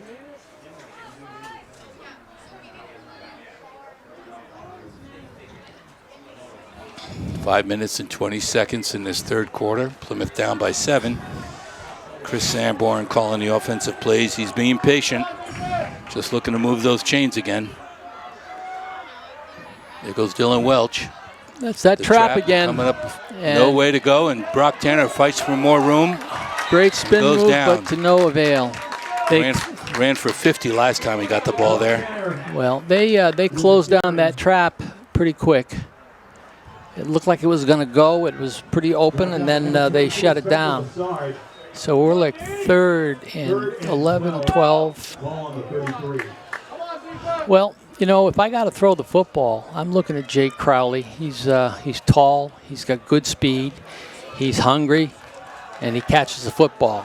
And he might get a flag if he doesn't. He's out wide. Cross is back to pass. He's got him. He's going long. He's down there. And it's intercepted. Picked off. Well timed by number 5 on the Saints. Devin Paquette, stride for stride, and timed it beautifully to go up and steal that pass. Well, it's a little underthrown. Well, I had double coverage as well. I mean, the safety came over and there were 2 men on him. That was didn't work out quite so well. That's the 2nd pick for the day. Very uncharacteristic. So they're taking over from their own 33 now, the Saints, with 4:17 left in the 3rd. Well, the problem with that is they had no secondary receiver to check off to, so it was the wing and the ding. And there's the big fullback coming through. He's just churning those legs. He stands up like that. They're going to pull the ball away from him. Hopefully. That's what they're looking to do. You got to punch it out of there. Tyler Lieberg with the ball carry. It's Brock in on the tackle. So good job on defense today. Looking at 2nd, about 7. Tyler Stikowski coming out, number 77, and in goes Newman, I believe. Andrew Newman, number 71, in the trenches. 2nd and a long 7. Number 9 again, trying to pick his way. He's going to get the 1st down easily. Number 4, he follows big number 4, who just pushes people out of the way. Number 9, Liam Sullivan carrying the ball. Yeah, they got a good 1-2 punch, those two running backs. And the quarterback's always dangerous. He's not running as much as he possibly can. He's only a sophomore. They want to keep him healthy. First and 10 from the 44. Well, right now, St. Thomas is in the driver's seat. They're up by 7. 3.5 minutes left in the third quarter, and they're driving again. Come on, boys. Come on, boys.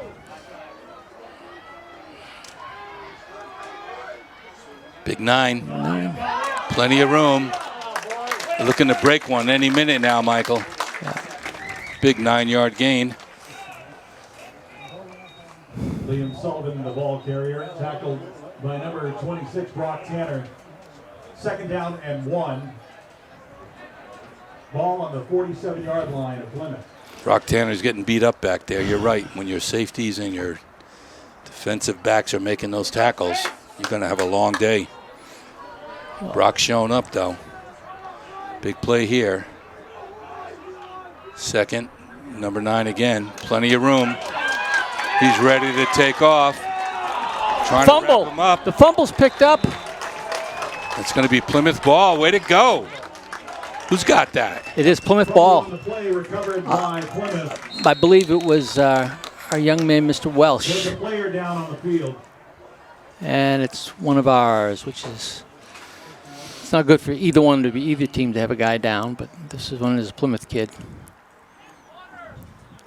Well, that was a big turnover and a big pickup for Plymouth because St. Thomas was drilling it right down their throat. And 9, fighting for yardage. Eventually, you're going to get stripped. He did. It's a good tackle. I don't know who got it. We'll have to look at that replay.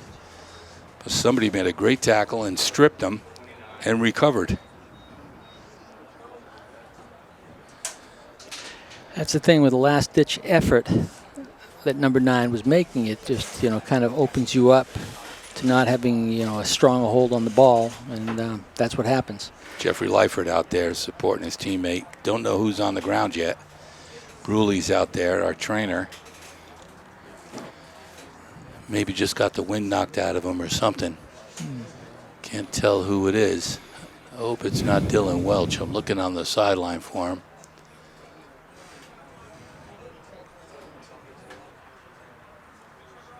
Yeah, Dylan's okay. He's over there with Javon Kador. This could be Brock Tanner. He's been working hard all day. He had that great run for 6, playing defense. He's doing all the tackling on those guys when they get through the line of scrimmage. They probably got 60 pounds on him. So he's down for right now. Sun's behind the clouds, cools things off. That's a break.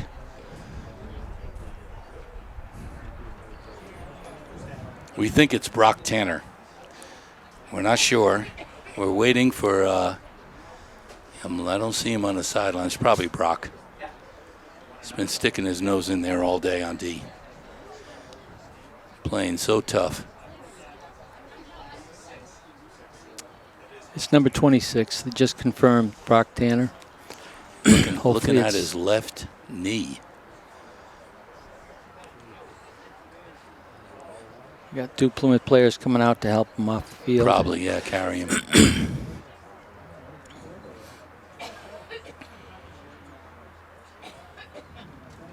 That's too bad. Brock's having a heck of a day, offense and defense. Yeah.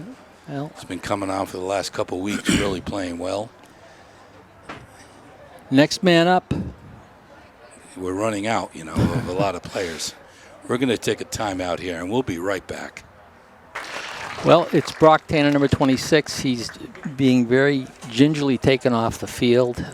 He is putting both feet down on the ground, but not putting much pressure on either one of them, and that's, I'm sure, a very good thing. And we really won't know too much until I'm sure they're going to probably get an MRI on him and see what kind of damage there's been done.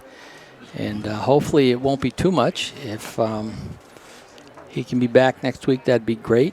But if he can be back, for the end of the season, that would be even better. But Brock Tanner has had a heck of a day. He has been all over the place. I think for the Plymouth team, he has really been involved in so much offensively and defensively. And it's too bad to see him go down like that. As we resume play, 1st and 10 for Plymouth takes over off the lost fumble by the Saints.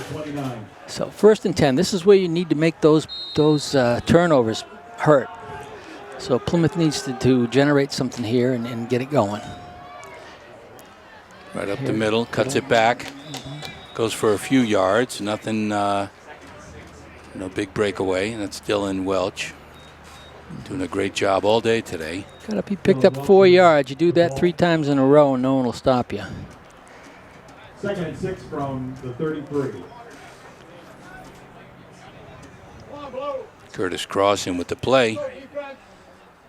Got to kill some clock here. 2 minutes, 15 seconds in the third. Plymouth got to march down and tie this score. Tie the game up. Down 7. Dylan Vesey in on the right. Out wide. A lot of speed with Dylan. Straight ahead of the fullback. He picks his way through Ciotti up to the 35, 36 yard line. Going to be 3rd and 3. Dylan Vesey out now, and Gianni Ciotti is in, number 30, for a big 3rd down play here, Mike. It's 3rd and 4. Our own 35-yard line. This is a challenge. Ball on the 35. This is where you want to stay, moving the chains, keep possession.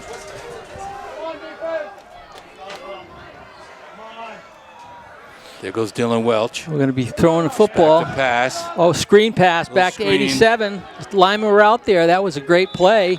And he has got to be close. I think he just, first down. That was a well-executed screen pass. Pressure on the quarterback. Brennan Johnson stepping up. 1st and 10 for Plymouth from their 40. Great call by the coach. Perfect call. Send everybody wide to the left. He just a little dump pass. Brennan picks his way for the first down. They're moving the chains. 1:12 in the third. Plymouth on the move now from their own 41. Trying to generate a steady offensive surge here. We're split wide left.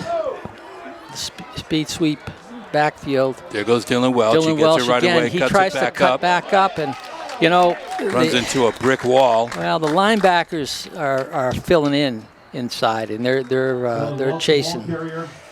Hence, go wide. Well, he's got the speed, that's for sure. But I think he's looking to cut it back up, and sometimes it just isn't there. Dylan Vesey, number 83, coming back in. Again, speed merchant he is.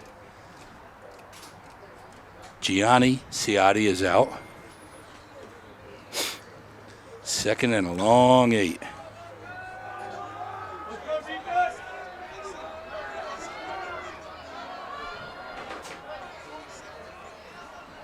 Here goes Dylan. Back to pass. He's got Dylan in the flag. Pick, and it's the same play. Picked off again. Too easy. That was too easy. Well, very uncharacteristic. 3rd pick of the day. Could have telegraphed it, Mike. Well, it was going back to the well again. And it was underthrown, I believe. They were just sitting back waiting for that one. They had it covered. They knew what to expect. 1st and 10 on the 23-yard line for the Saints. Just puts the defense out there again. They've been working hard. Of course, both these guys go both ways, defense and offense. So they got the work cut out for them. Well, we're going to see more of the same here. 14 seconds left in this third quarter. Plymouth down. There goes number 9. There's a flag. Maybe it's a hold. It's a hold. Penalty on the play against St. Thomas. There's a break. We get to move it back.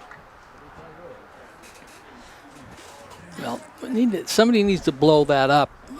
They're running the same play, and it's the old saying is that just it ain't broke, don't fix it. Caden Sanborn back in. Newman comes out. Dylan Welch on defense. Plymouth needs to create a little bit of They got to blow something up in there because right now St. Thomas is, even with that penalty, they're still running all over Plymouth. And that is the end of the third quarter. St. Thomas 21, Plymouth 14. So Plymouth's got to do something to disturb what they're doing out there because they're just doing the same thing over and over again, and it's working. It's tough when you have the turnovers. You put yourself in a hole, and it really, takes the wind out of your sails. The offense was moving, and that pick, lucky it didn't go for 6. We will be right back. We're back, fans. Here we go, and we're looking at first and 10. Looks like first and 15, Paul. Can't make these kind of mistakes against a good team, Mike. You don't get away with it. Not against the good teams. Yeah, straight ahead. They meet number 4. That's Matt Cleary stood him up. That was a nice play by Matt. Great defensive play. Lyford got taken out of that play. He got his. Yeah, so it's second in the bus ride, looks like. They got to go to the 20, looks like the 21, 22, 23-yard line for a first down. And they're on Plymouth's 34-yard line. So Plymouth needs to stick them here and stop them and get that ball back and then get something going. Plymouth's got all the goods to do it. He's throwing long. Throwing long to number 5. Down there. That was good coverage. There was no flag. Dylan Vesey down there playing defense. Next man up. That was a heck of a play. He stayed with him. He's got the speed. Pass intended for number 5, Devin Paquette. So we're looking at 3rd and 20. 3rd and 20. And I was a little surprised. I thought they might throw a crossing pattern to their tight end because that's been open. He had Dylan beat, but Dylan turned it up a notch and got right on him. Turned at the right time. Saints had their hands on the ball, but Dylan knocked it out. Long 3rd and a mile. There's the blitz. He's rolling. They're coming after him. They're coming after him. They're coming after him. He's out of bounds. Tackled him out of bounds. Excuse me, sports fans. That was a slip of the tongue. But there was a flag. He was tackled out of bounds, and therefore he... Could be a lot of frustration out there right now, Mike. Well, I'm not sure that the tackler knew where he was on the field. He was out of bounds probably by a couple of yards. And unfortunately...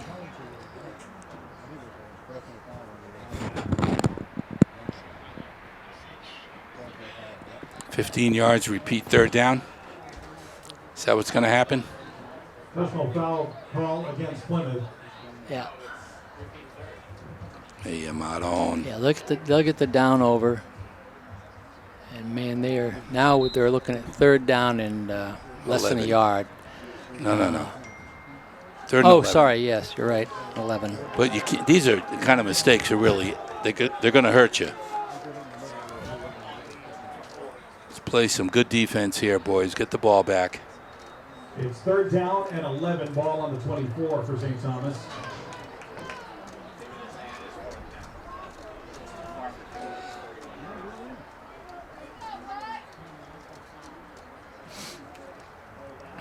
Everybody's getting situated here.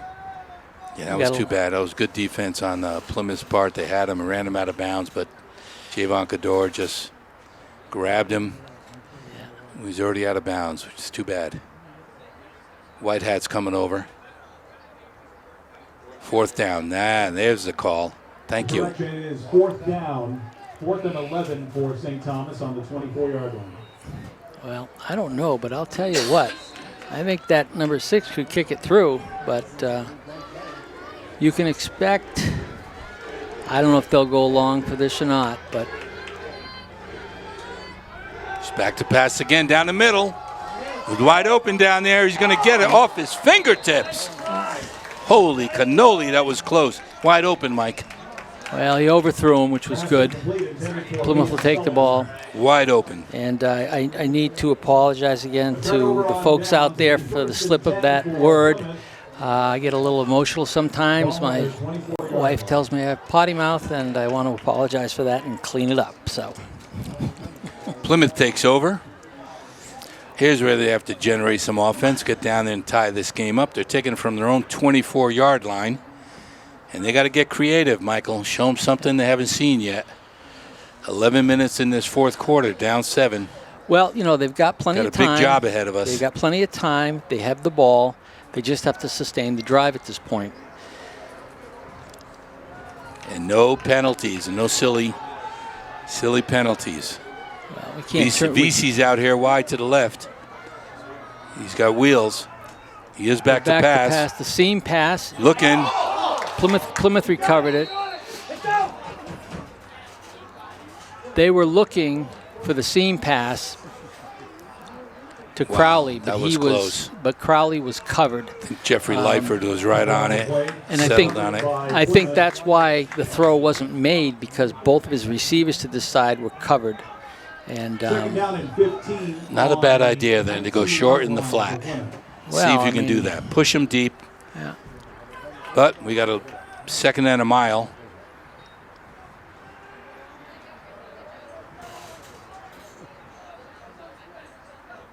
.10-20 and counting. Ball's on the own 19-yard line. Got to get out of this hole.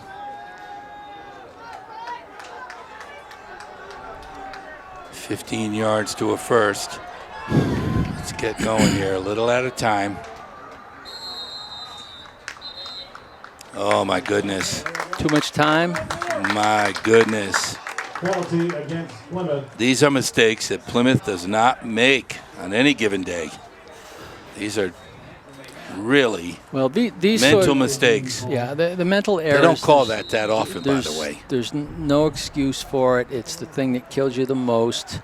Yeah, you get 30 seconds, but they don't call that often. He must be keeping close watch. From the 14-yard line it's definitely a conspiracy.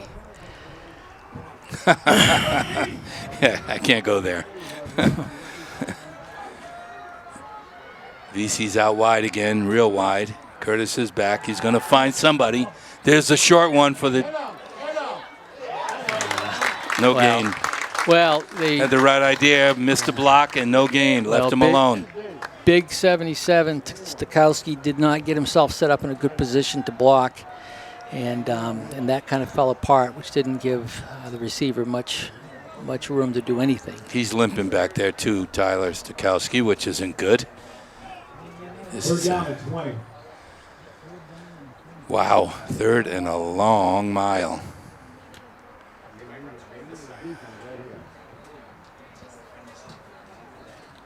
From our own 14-yard line. This is dangerous, Mike. Got to catch a big break here or something. Crowley out wide to the left. There goes Dillon. He is back to pass. Not there. He's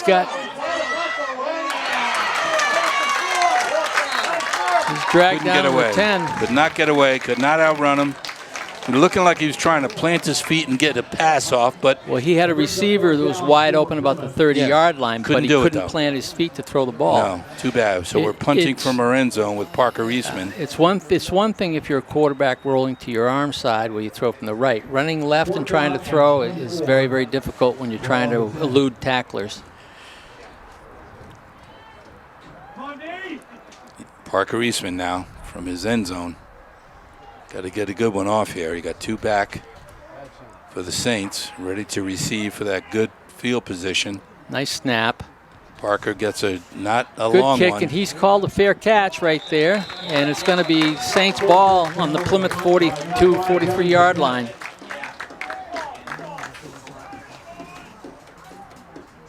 Good punt by Parker. First and 10 for St. Thomas, ball on their 43.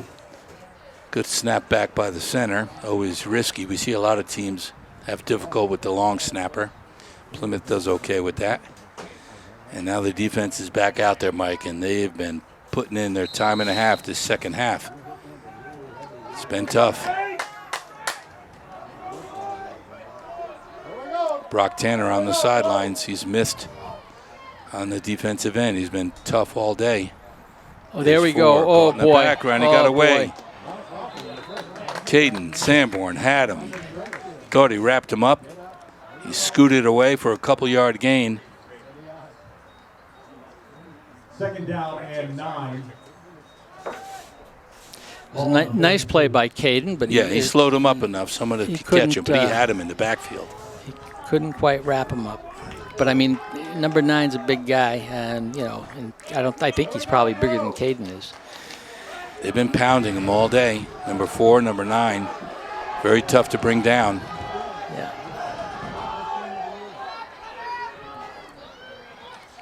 There's a handoff. Here he goes again. He's cutting up. I think we have a hold here. The flag.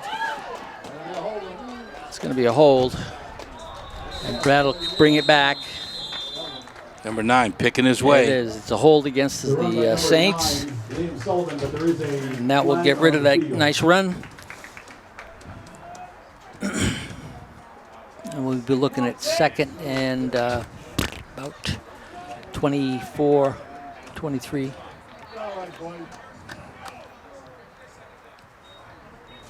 A holding call against St. Thomas.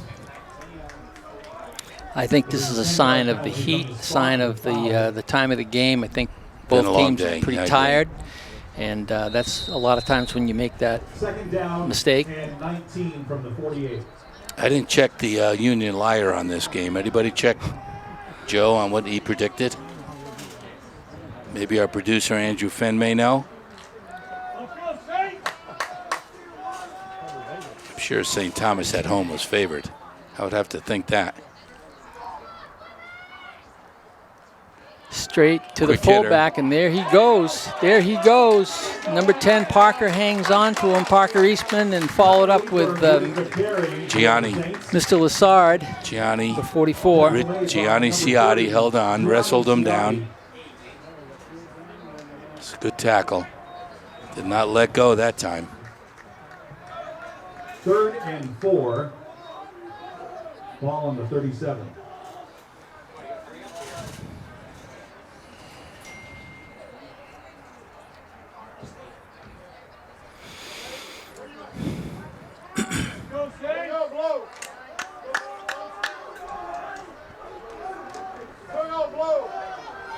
Big 3rd down play here, although it's 4 down territory probably. Here's the pitch, number Quick 22. Plenty right of up room. the crease, and he may be gone. He may be gone. It's a touchdown, St. Thomas. Great run by number 22. Spencer Lassard with a great run. And it was quite a hole for him there. It's going to be 27-14 with the extra point coming up.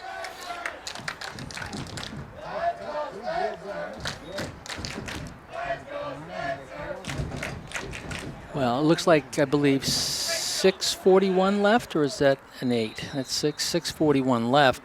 Plymouth's going to have to start coming out and making things happen. Kick is good.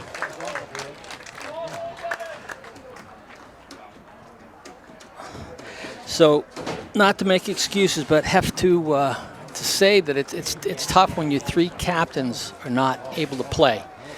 You know, Plymouth started the season with a pretty good setup, but you know, when you don't have those players, and now with Brock Tanner possibly maybe not coming back for the next game, we don't know.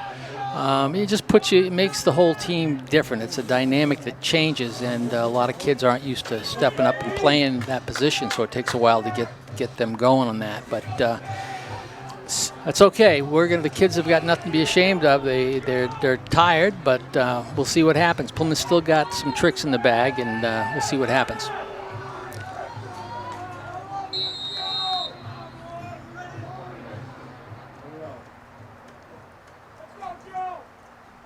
Another boomer. Going back to the end zone. They're going to let that go.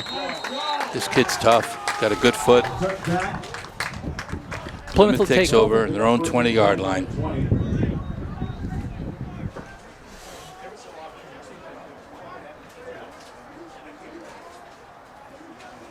Well, I think you'll see that secondary is going to soften up a little bit and don't let anybody get behind them. They can't afford to give up a big play. Curtis has not had the time as he has in previous games. And the Saints could play with reckless abandon right now. 28-14, 6:41 to go in the fourth quarter. I think we're a little bit gassed, Mike. Well, the Saints have just got to make Plymouth fight for everything they've got, and if they're going to move the ball down the field, they want to give in incrementally. Right up the middle. Looked like an opening, but it closed up quickly. Might be a yard gain or maybe just no gain. Yep, right there on the 20. No gain on that play. 2nd and 10 for Plymouth. Ball on the 20. Dylan Vesey coming in now. And a little Ciotti going out. Cross in with the play from the sideline. And they got to hope they don't take too much time. Down to 6 minutes now. Plymouth down 14 points. A very unusual position for them.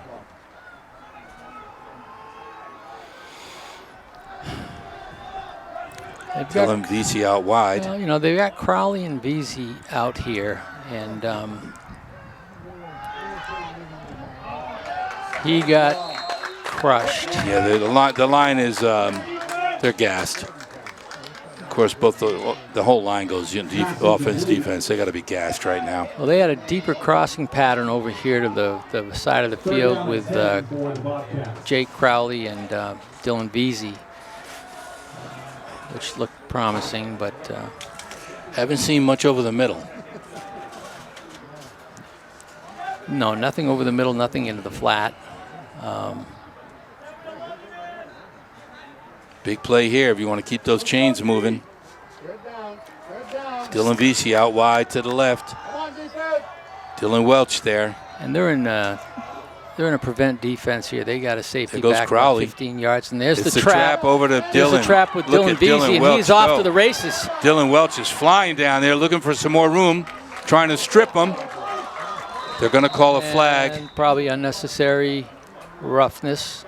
I think they got him by the face mask, too. If I'm Face not mask, mistaken. that would be great.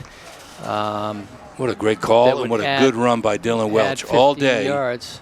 Responding when you need him.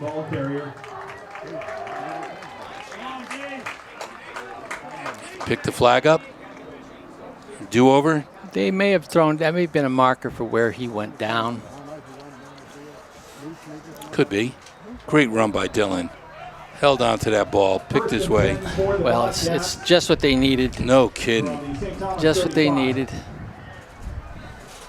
Beautiful call. Dylan's going to come out now, get a little Gatorade. Crosses in with the play. Approaching the 5-minute mark here in the fourth quarter, down 14 points. So again, with a deep secondary, not wanting anybody to get behind them, it gives Plymouth a little bit more ability to break something on the shorter level. And here comes. There goes Crowley on Crowley the following keeper the around the blocks. side. Yeah. Get out of bounds. Oh, he stepped out of bounds. Oh, and a flag is thrown by number 68. I don't think he stepped out of bounds because they didn't blow the whistle, Mike. I don't know. He's fighting to get some more yards out of it. He was out of bounds when the kid threw him down. And a lot of flags on the field. We're going to have the white hat tell us what happened. Personal foul against St. Thomas. Pick up 15 from the 30. Puts us in scoring position. With first down. There's no quit in this Bobcat team, I'll tell you that, folks. That's the first time I've seen the speed go to Jay Crowley on that play. The jet sweep, I don't think he's ever carried that before. No, I don't think so either. And he had a spot where he could have cut up, but he's not used to running that. Timeout by the Saints. So Plymouth is getting some momentum here. If they can score quickly and then kick off, we may end up seeing an onside kick. You never know. I feel pretty confident that if St. Thomas gets the ball, they're going to just pound the ball into the ground, and they certainly have been able to do that most of the day. So I think Plymouth's got to do something to make something We different haven't been able to wrap them up, so you're right. They'll kill the clock in no time. Got to go onside. If we score, we got to score here. And we're on the 17-yard line of the Saints. Yes. Yeah, we got to score here quickly. These kids are working hard all day today. It's been a long day. Crowley's going to go out to the right. First and 10 for the Bobcats from the 17.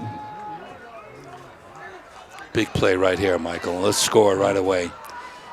Get Ciotti over the middle on that play they had up at Kennett was beautiful. Both the Ciotti brothers are in there right now. There it is. Oh, and he's throwing to the corner, and he's wide open.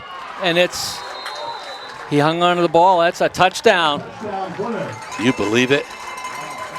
What a play. What a call by the coach. Don't mess with me, Jake Crowley. He's only 2 steps back. He didn't even go in the pocket. He just fired it. Yeah, it's called a fade.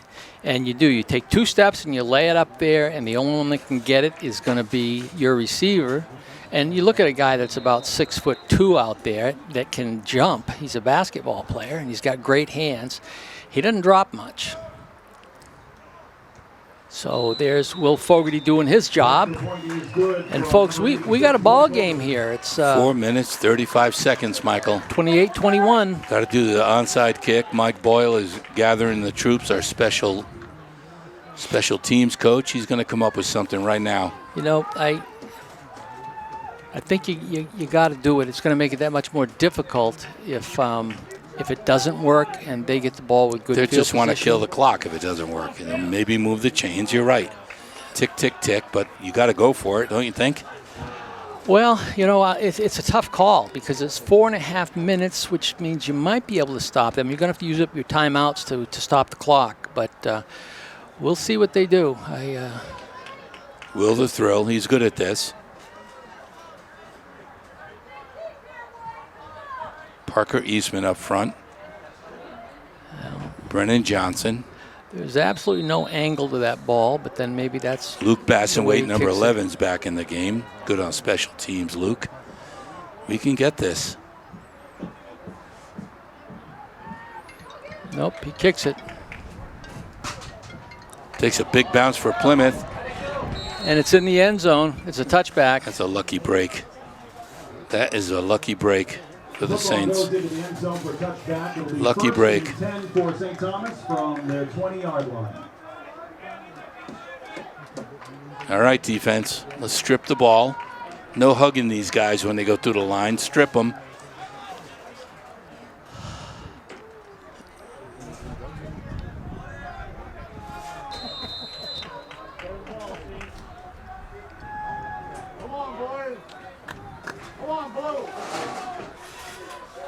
Here we go.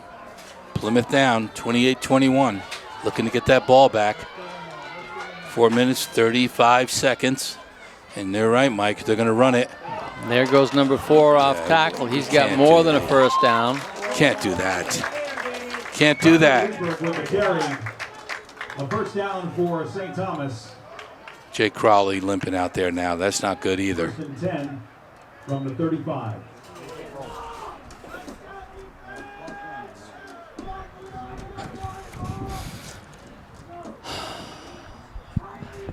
St. Thomas does have a good running game, and they're utilizing everything they have today. 4 minutes and 10 seconds, and clock is ticking. Another one up the middle, number 9. Okay. Not much of a gain, if anything. Got to call a timeout here, no? Ball carried by Liam Sullivan. 3:53 and counting. He might want to wait a little bit longer, but there, you know, the coach from St. Thomas is going to tell the quarterback, use all your time before you snap the football. Yeah. And they're going to wait, just as Plymouth has done, you know, for ages with Chuck Lenahan and with Chris Sanborn, is they're going to, you know, they're going to work the clock.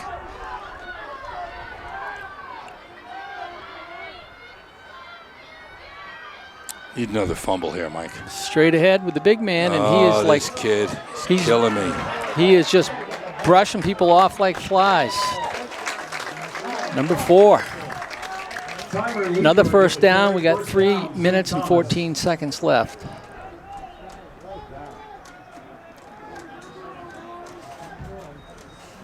Long day for the D today. Long day. Saints are in Plymouth territory.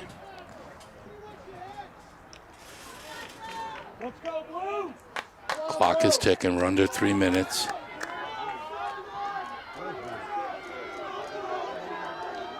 It's got to run the ball. Can't pass. Goes to number 4 again. Tiptoeing his way through. He has another first down. Tyler Lieberg with the ball. Yeah, they're going to kill the clock here. 2 minutes and 40 seconds. They're moving the ball at will. St. Thomas. Defense is all. They're kind of tired out there. Ball on the 34 of the Bobcats. 2:31 left in the fourth.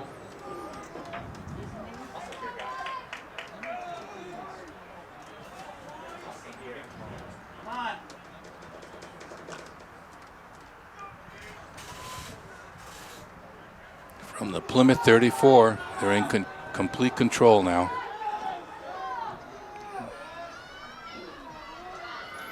Quarterback is bootlegging backside. He's tripping. He's down to the 30.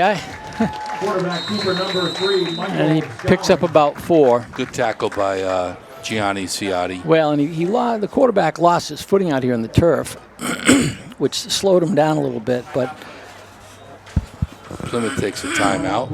First timeout. yeah, we stopped the clock at 1:59 left in the game, and barring a turnover, Plymouth has got their work certainly cut out for them. Folks, we've minute 59 left. Plymouth's taking the field again. St. Thomas is still in their huddle. I don't think you'll see the ball being put up in the air. It wouldn't make sense. St. Thomas just hustles up because they don't want to have a 5-yard penalty. It's pretty close. And there's number 4 again up the middle. Just bumps, grabs, holds him down. Plymouth, another timeout. I don't know if they used one before this past 2, so they may be out of timeouts or maybe 1 left. I'm getting the sign that they have 1 left.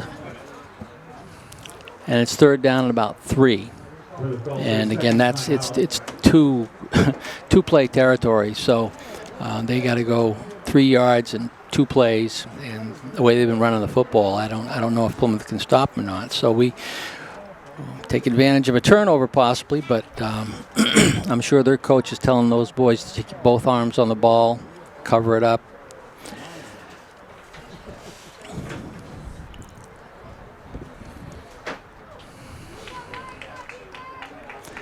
Plymouth had some moments of greatness out here today. Jake Crowley. I think that the unsung hero for Plymouth today is probably Brock Tanner, who was involved in everything offensively and defensively. I agree, both sides of the ball. He just, Brock really played with a lot of heart. Yeoman's effort all day. You're right. Yeah, Brock Tanner gets my vote. Outstanding today. And number 4, got a hand on him, and he's got a first down. So at this point, they can just take a couple of knees, and it's all over. A first down for St. Thomas.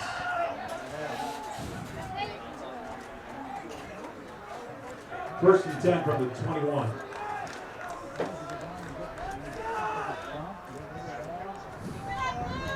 So we'll be updating you probably prior to the next game with regards to the standings where we're at. Plymouth will be facing Guilford Belmont next week, and then the final week of the regular season they play Sanborn at home.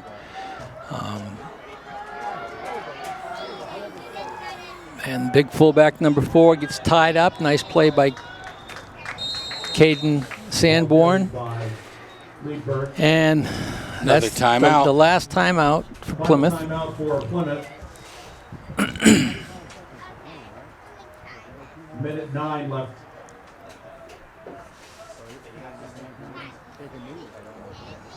Coach Lamb rallying the troops, see what we can do. You know, these boys don't give up. They played a good game today. There have been a few mistakes. They've played such good football up to this point in terms of penalties and making, you know, mental mistakes and whatnot. Today we've seen a little bit more of that. Yeah, that was. And I do think it has to do, you know, with they're tired, they're beat, they don't have all their horses, you know, on the field. And, you know, not an excuse, just that's the information and the reason. And we can't take anything away from St. Thomas. It's a good football team. They've got several weapons. They're tough kids too. They got good team speed. And this sophomore quarterback's as good as any sophomore I've seen in a while. And he takes a knee. They're going to run the clock out. So it looks like it's going to end up 28-21 with St. Thomas winning and moving forward to the last two games of their season.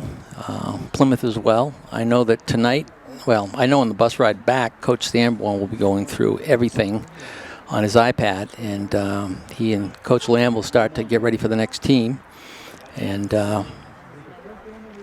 that's what they do. And quarterback takes another knee with 35 seconds left. It's a big win for St. Thomas, I'll tell you. And they deserved it. They worked hard. It is. I don't know what more we can say, Paul. We've kind of said it all along, and as it was happening, it's the Plymouth kids are great kids, and they're tough. And they have 2 losses. Coach Sanborn said 7-2 will get in the playoffs. I think they'll make that. And then when the playoffs start, it's a whole new game. You know, we may have some of those players back. Eddie Camp may be back. You know, maybe Brock Tanner hopefully will be back. And that's going to give Plymouth, you know, a little more power that they need. And we'll see. You know, usually when Plymouth's not playing well, Coach Sanborn, Coach Lamb figure out what do we do to make that better and bounce back. Thank you, everybody, for coming out this afternoon. So for Paul Ferentz and myself, Mike Courier, we're going to wrap it up today. And love the Bobcats. Tough day today, but we'll talk to you next week. Thank you.